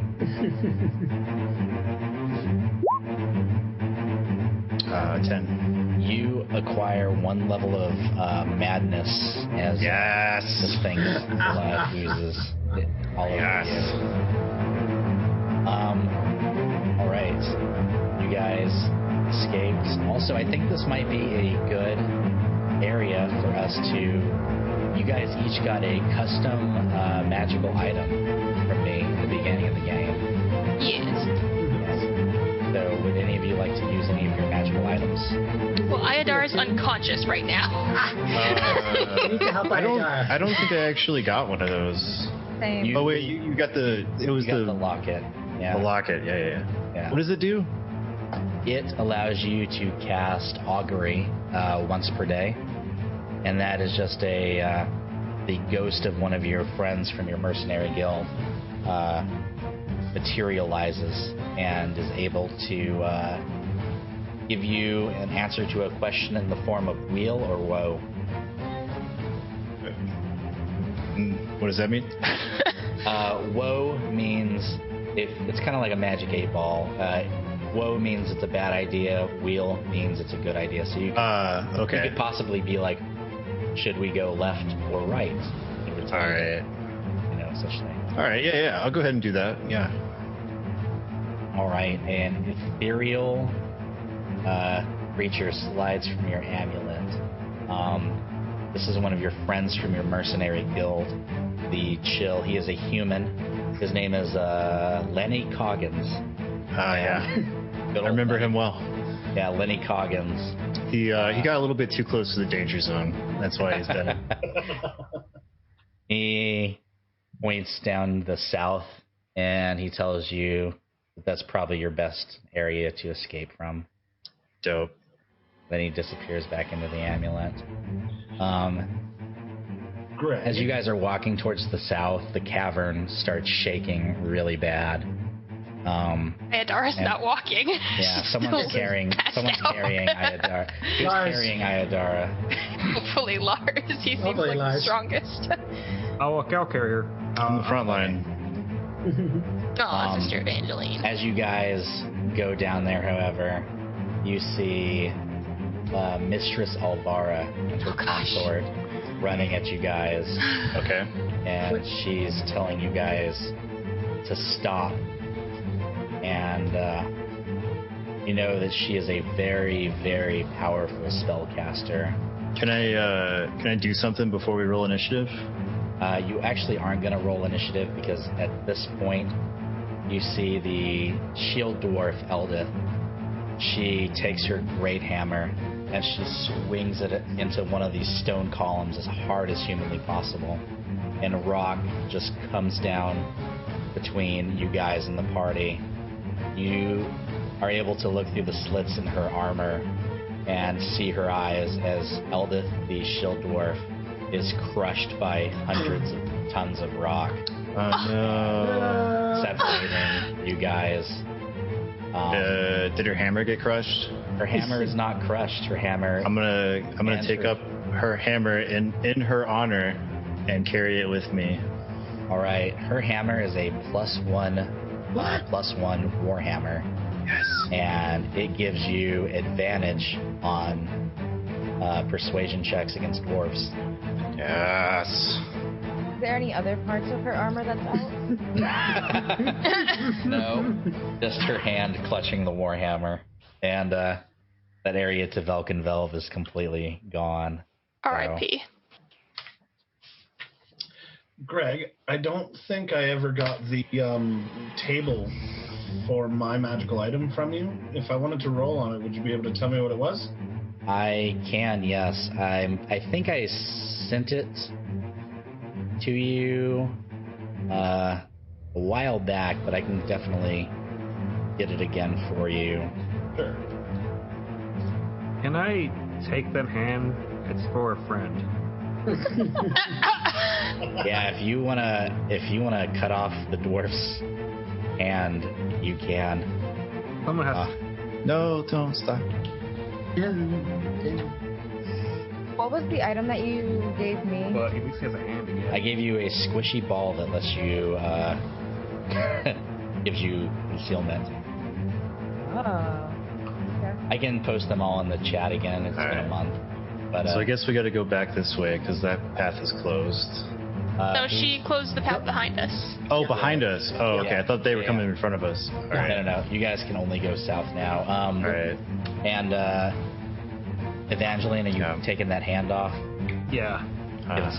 All right. As you go to cut off the hand, it reaches around and grabs your wrist, and you see one of the rocks fall, and you see her face. Her face is just very, very bloody and crushed. And she tells you that as a paladin of Morden, she would have this no other way, and that she was happy to give her life for yours. She says, take her hammer to Brunner Battlehammer and tell him of the sacrifice I made for you guys today. And with that, her eyes close for the last time. All right. I will take this up as my Yep. quest. Cast Spare the Dying just to wake her up. You cast Spare to Dying, and she immediately comes back to life and dies again. It's like this. So She can't like, I mean, breathe, Lars. like- Oh god. Lars is not a great guy, but he does have a warrior code, and he's just like, hey, stop. Stop. Oh, thanks for that. All right. So you guys are in the wild Underdark caverns now. Ooh. Well, I reach into my bag and I pull out an axe head. And kind of just look at Lars and go, here you go. Oh. Cool. I put it in my bag. Ooh. Now look around. It's dark anyway. I'm gonna make a medical satchel for civilians. So every time we break, I'm just like, here you go.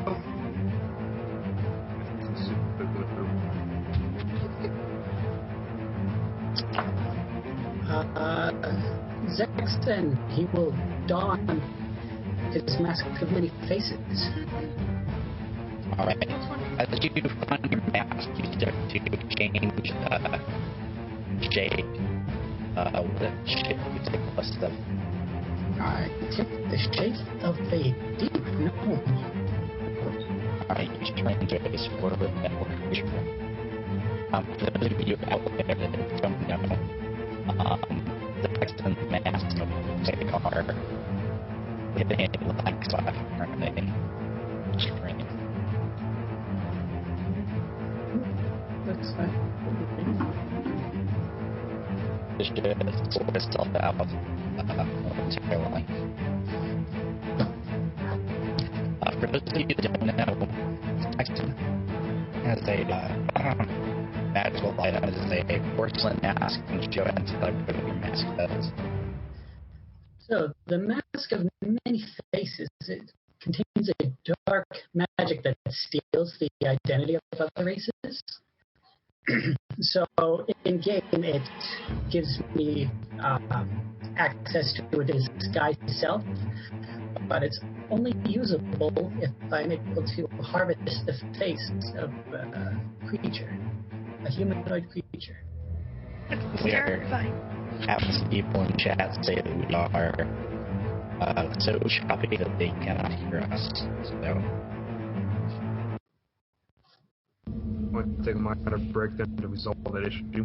yeah, let's go ahead and take a quick break and we'll open the internet and get back. And use she's not that she's I using don't believe to it's scry on us. It just says that it's a. If you can't prove it in a sufficient, Ah, hell yeah. she hands it Fire. to you. I'm just gonna We hold just tried fire. I'm Fire, remember? All right. Oh, So what happened when he cast Firebolt? This wild magic town. Oh God! oh yeah, yeah. Roll that spicy V100. There we go. Maybe it wasn't firebolt after all.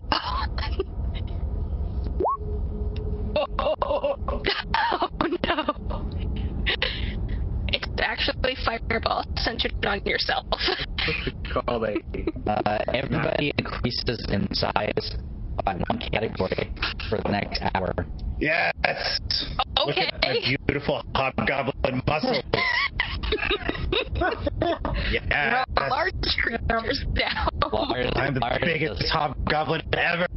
Lars is just sitting off a swoller cliffs right now. He's so big.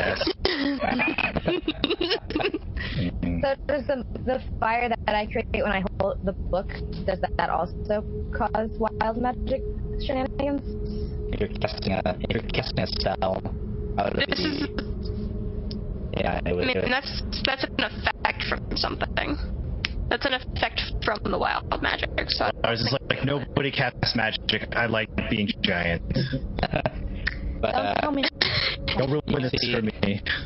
you see the book, all the pages start racing, and up in the top of the very first page, you see in bright multicolored letters, "Story of Turbo Nerds," out of the address.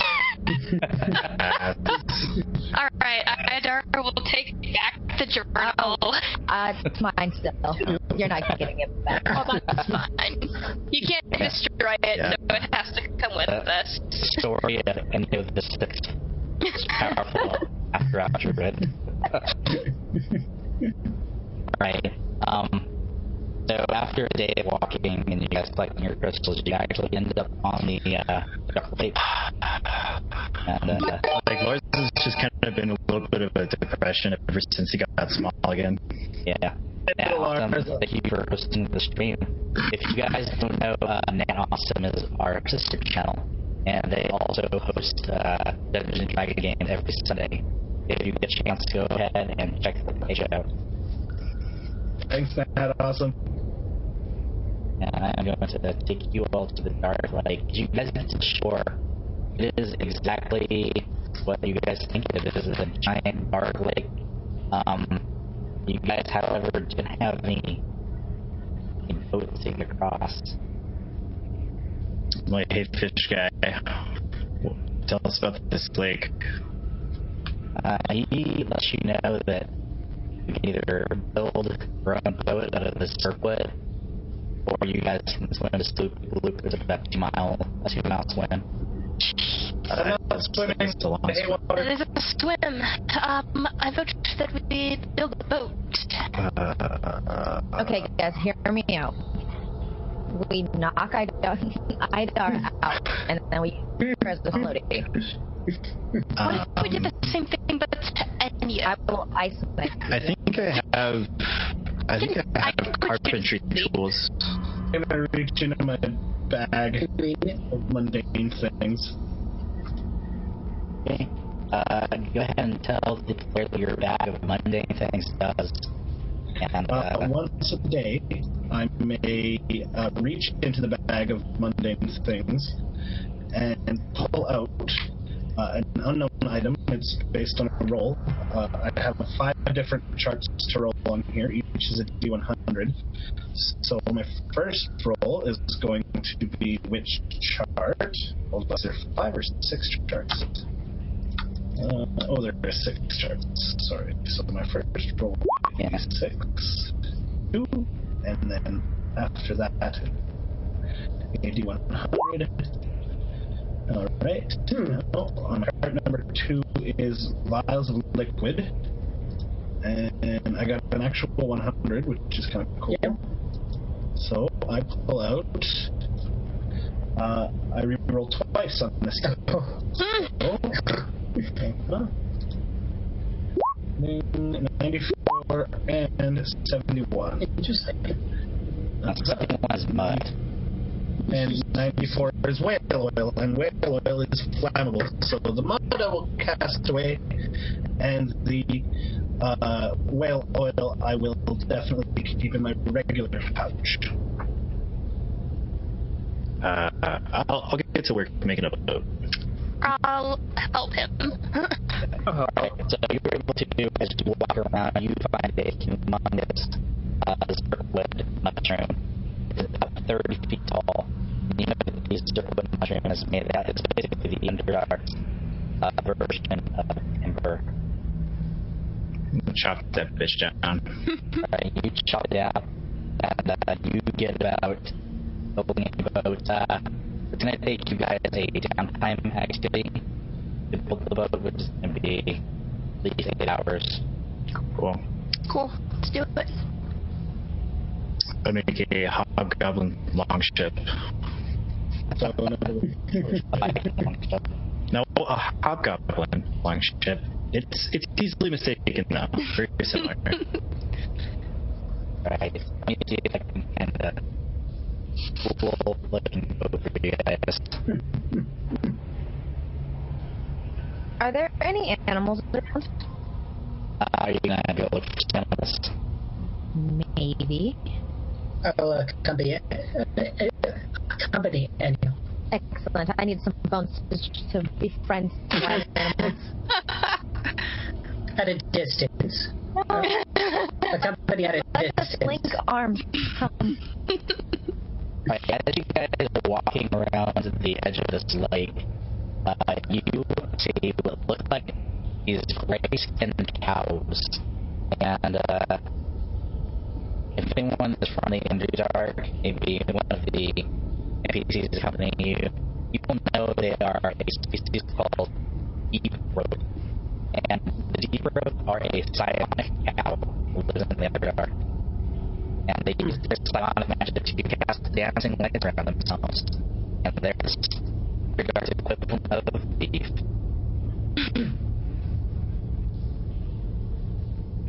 Okay. I'm going to cast Speak with Animals at it. Right, so you just hear them drinking a lot of exciting water as you walk up to them. And they look up at you and they're like, person. And they start running away. Hey, wait. Hey, it's calm. It's cool. Keep drinking your water. Cheeks cow.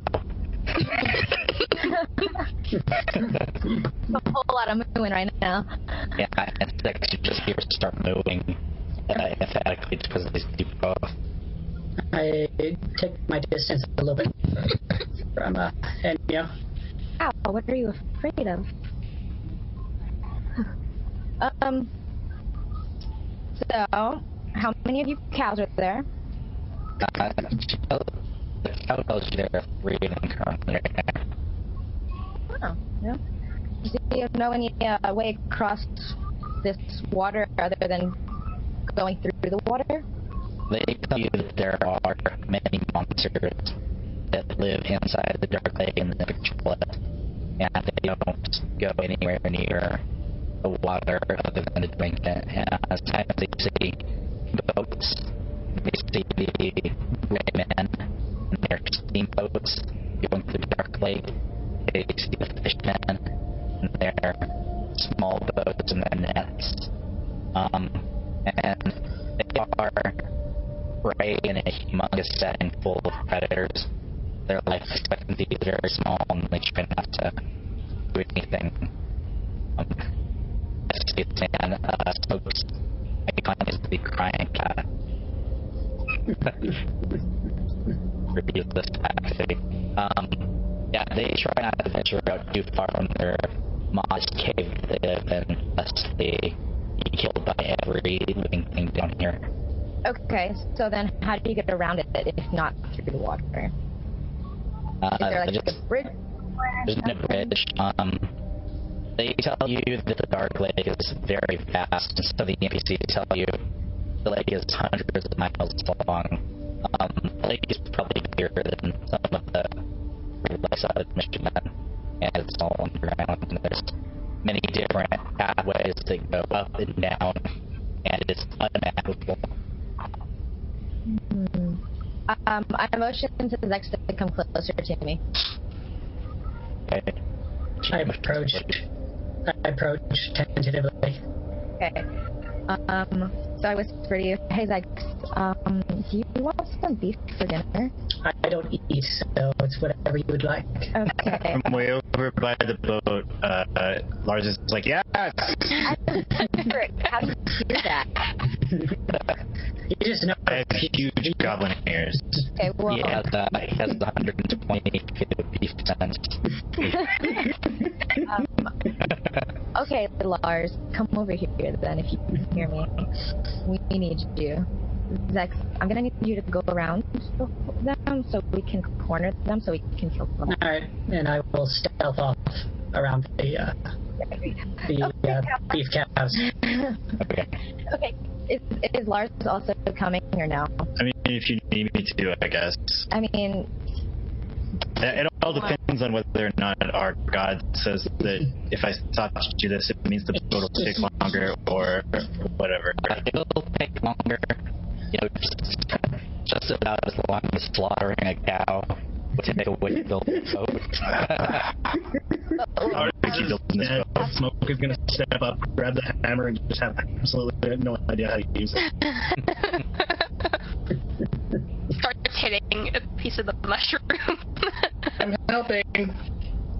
Yeah, I've got to supervise these fools. Okay, well then, Zex and me, we're up. Mm-hmm. Alright, go ahead and do your verse of those cows. Okay, so great. I'm going to cast Entangle. Hey, Kunturo, thank you for following us.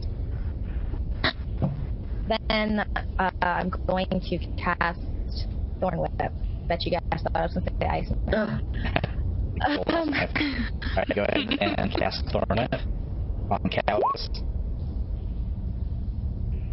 Alright, you hit the cow and it falls over and starts moving to the rest of its friends who start running away as you drag this cow towards you with your Thorn Whip. Okay, but they're also entangled, so they can't exactly run away. Right, and they're trying. This one is on the ground, he's struggling, he is struggling for you with his Thorn Whip. Zex, your turn. Yeah, I will approach the struggling cow on the ground and stab it while it's prone. Okay, you stab this cow and it just dies. There we go. Wait, did you kill the one that I was pulling, or did you grab the fresh one that was I still don't there? think we need 3 cows. Zaxton didn't think we need 3 cows. Leather, So just, we can use the fat. I mean, No. cows are big, We just have so 12 people to feed, though. for well, now. I mean, we don't have to feed our friends. I don't care about. I mean, if there's like some offal left over, they can have that. Yeah, currently the only people that don't eat are Stool, the Mydinid, and Zexton. Mm-hmm. Other than that, you have 1 and people. Each of you need at least a pound of food each day, and a gallon of water each day to survive. I have a strength of -1, so I won't be able to move this cow. I'm also the same. -1. We can work together. Can I like undo the entanglement spell, or does it just go away? You can do it if you want. Okay, well since we only have 1 cow. Thanks, other cows. Bye. Love you. With that, you killed their Mildred. But I needed her. they understand the circle of life, and you're just sitting there with your round of beef, and Oh my god. Get out. you're stuck. Yeah, it's not magic milk taste, and it's ionic milk.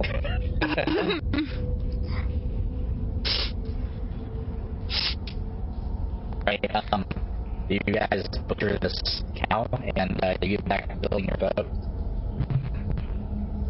Yep. Right, after 8 hours has passed, you guys have built a boat, you guys have butchered this cow, and you all have eaten. Everybody is incredibly tired, and it is getting towards what you guys think is nighttime. So, you guys probably will have to take a long rest. We should do that. Yes, And, do that. You guys want to fall asleep at once, or do you want to spread the 10 people over 8 hours? I'll stay up for a bit. Yeah, and Iadar will take a watch at some point. I think all of the party members should take watches individually. Fire, go ahead. Get up. Alright, so let me know what you guys are planning to do for the watches, and get back to me when you decide. Well, I think if we go 1 or 2 of the party members with several of the other people, we should be well and truly covered. Right, so there is I'll take the first watch. Iadar will take a second. there is 12 of you, and you need to put over at least 8 hours. And anything other than 1 hour of light work is going to ruin your long rest. And so you guys will not get your spell slots or health back, and you guys will suffer from 1 level of exhaustion. If we take a watch longer than an hour. If you take more than 1 hour resting, yes. If you take more than 1 hour not resting. Let's see. Well, we have extra people, so there's 12 of us total, you said? There are 12 of you total, yes. The fungal that Alright. to sleep. The mushroom person. The mushroom and the rogue don't have to sleep, but they will suffer exhaustion if they don't take at least 4 hours of time. I only need to be inactive for 4 hours. Yes, those of you that are elves only need 4 hours too. Alright, so I'll take the first watch by myself, and then we only need 1 more person to take a watch by themselves, and then we can do 2 people watches over the period of 8 hours. That solves our problem. Next 4 hours then. I have no problem with that. Iadar will take a watch by herself too. Okay. She'll do that last one.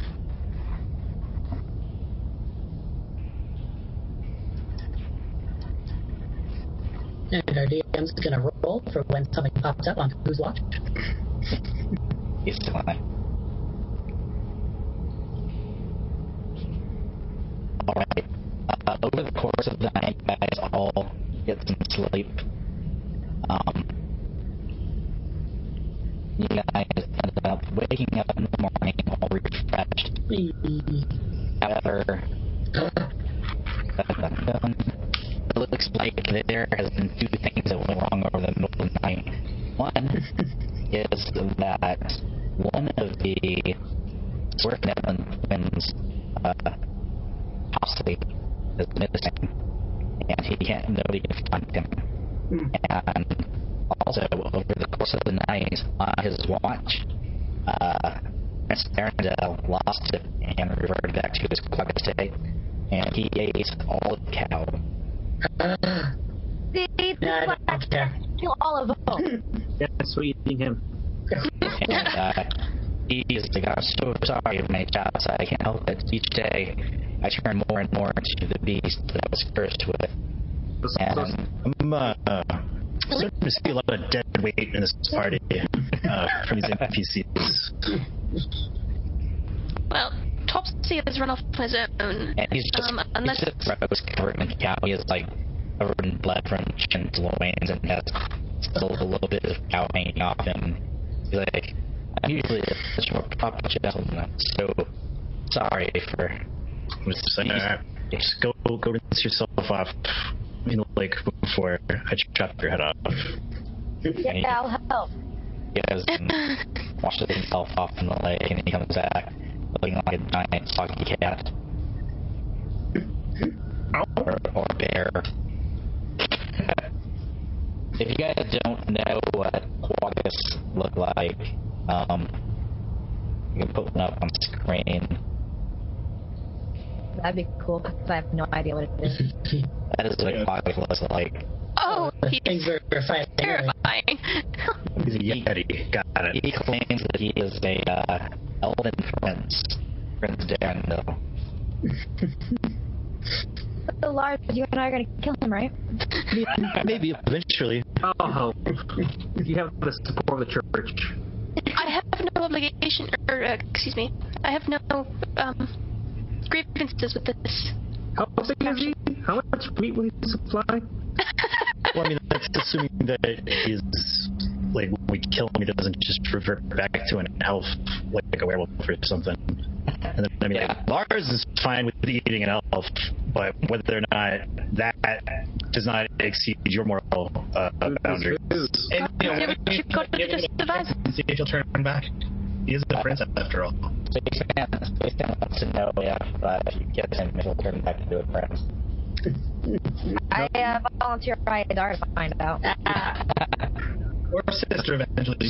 Sorry, dearie, but Saint. men are not my taste. I am a saint.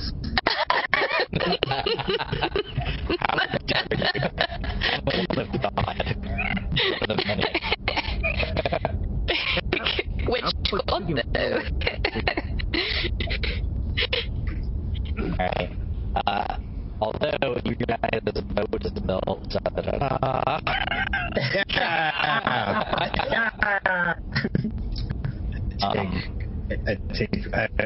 I need a drum.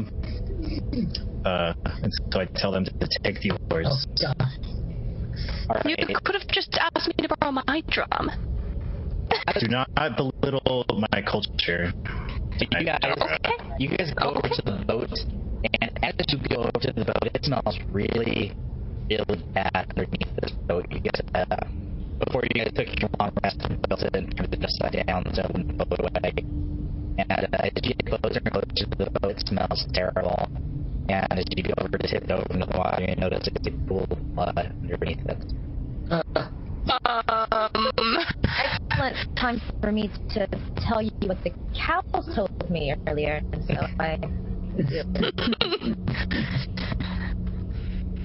Well, I guess we're going to be in for a surprise then. Anybody able to fight on water very well? I can throw some ice on it, but, you know, that's not going to freeze the water that well, so... Alright, does anybody want to flip the boat over? Yeah. Yep. Are we not? I thought we were in the boat. I guess we'll flip the boat over. Yep. You find one of the known twins, Topsy. Topsy! And he was murdered terribly, but he was sacrificed. It looks like his skin has been peeled off, and he has runes carved on his bones. He has seashells where his eyeballs are. It looks like a scene. It looks like a scene from the movie Red Dragon. It's very bad. It's pretty metal. Yep. Down with this. His brains and some of his organs have been eaten. Are there any tracks or anything to indicate like who or what would have done this? Yeah, you guys last saw him last night when he was on shift, and he was. Was anybody on shift with him? Yes. Yes. This is the last one to see him. Dushar the Awakened, the monk, the last person to have seen him. Let you know his gurgly fish voice. So he was the last person to see the gnome posse, and during his shift, he said he had to go away through the rest to go use the restroom, and he never came back. And he didn't think that was strange. You guys, it was very strange himself. Alright, well, Yep. Doesn't seem like there's anything we can do about this, so I guess we better mosey along. Does Turvey look like he's having a rough time with this? Yeah, Turvey is bawling. He's very sad. He's a child. Idara's gonna pick him up and kind of just try and comfort him as best she can. I'm sorry, this You child. shut your mouth. We don't need a child. We need to throw it overboard. Do you want to just Yeah, I mean, yeah, I do. So immoral. I am not doing that. I'm sorry, Idara. There's no way we can leave a child. Idara is holding Turvey in her arms. She will not let any of these people get close to him. I'll help with the child. And don't worry, I'm a very good child here. Idara, you can't hold on to it forever. You want to bet? I mean, if you don't, I need one hand to play my drum, or I can just cast Mage Hand and let that do it for me. That's my spell casting focus. I'm That set. child's going over. alright. You guys are officially at Dark Lake and making your way towards Doop. That is the end of today's campaign. We're going to give out some XP now. Yay! So, while you guys were with Velkynvelve, you killed quite a bit of things. You killed, first you killed those 4 drow at 50 XP apiece. That's 200. You killed Your job is to do math. Yeah. You just tell me how much the total is. I like hearing the breakdown. Greed.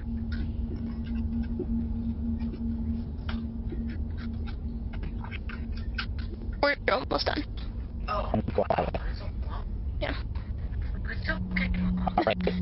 Total, you guys get 1,675 divided by 6 of you. So everybody gets 280 XP. We're 20 away from leveling. Nice. You included the slime in that as well? Didn't include slimy way. Nice. Do you do RPXP? You know what? Yeah, you guys all day. Give everybody 20 XP so we can level up and have a achievement. Alright, you guys got a ton of donations today. You guys did very well RPing. I will give you guys an extra 20 RP. Oh, do I get extra kill on a dwarf again? You know, I did bring him back alive. I think that would be negative. I think that would be negative. I have a question. Oh, I got Jack of all trades. Do we have to take a long rest in order to ding, or can we just go ahead? You guys can get XP. You guys took a long rest and covered everything by sleep. Guys, thanks for tuning in to Turbo Nerds. We appreciate it. Thanks again to everybody. I get reckless attack. That donated to us, that subbed to us, that followed us on Patreon. Thank you to Matt Awesome, our sister channel, for hosting us. And thanks to everybody that helped us get it off the ground. It was super fun. It's been stressful and this for the last month and a half, but it was pretty fun, I'd say. We'll be back next Thursday at the same time. I don't have OnlyFans, sorry. 6:30 Central Standard Time. We'll be back for the party take on Dark Lake. Thanks everybody. Have a good night. Bye, guys. Later, nerds. That child.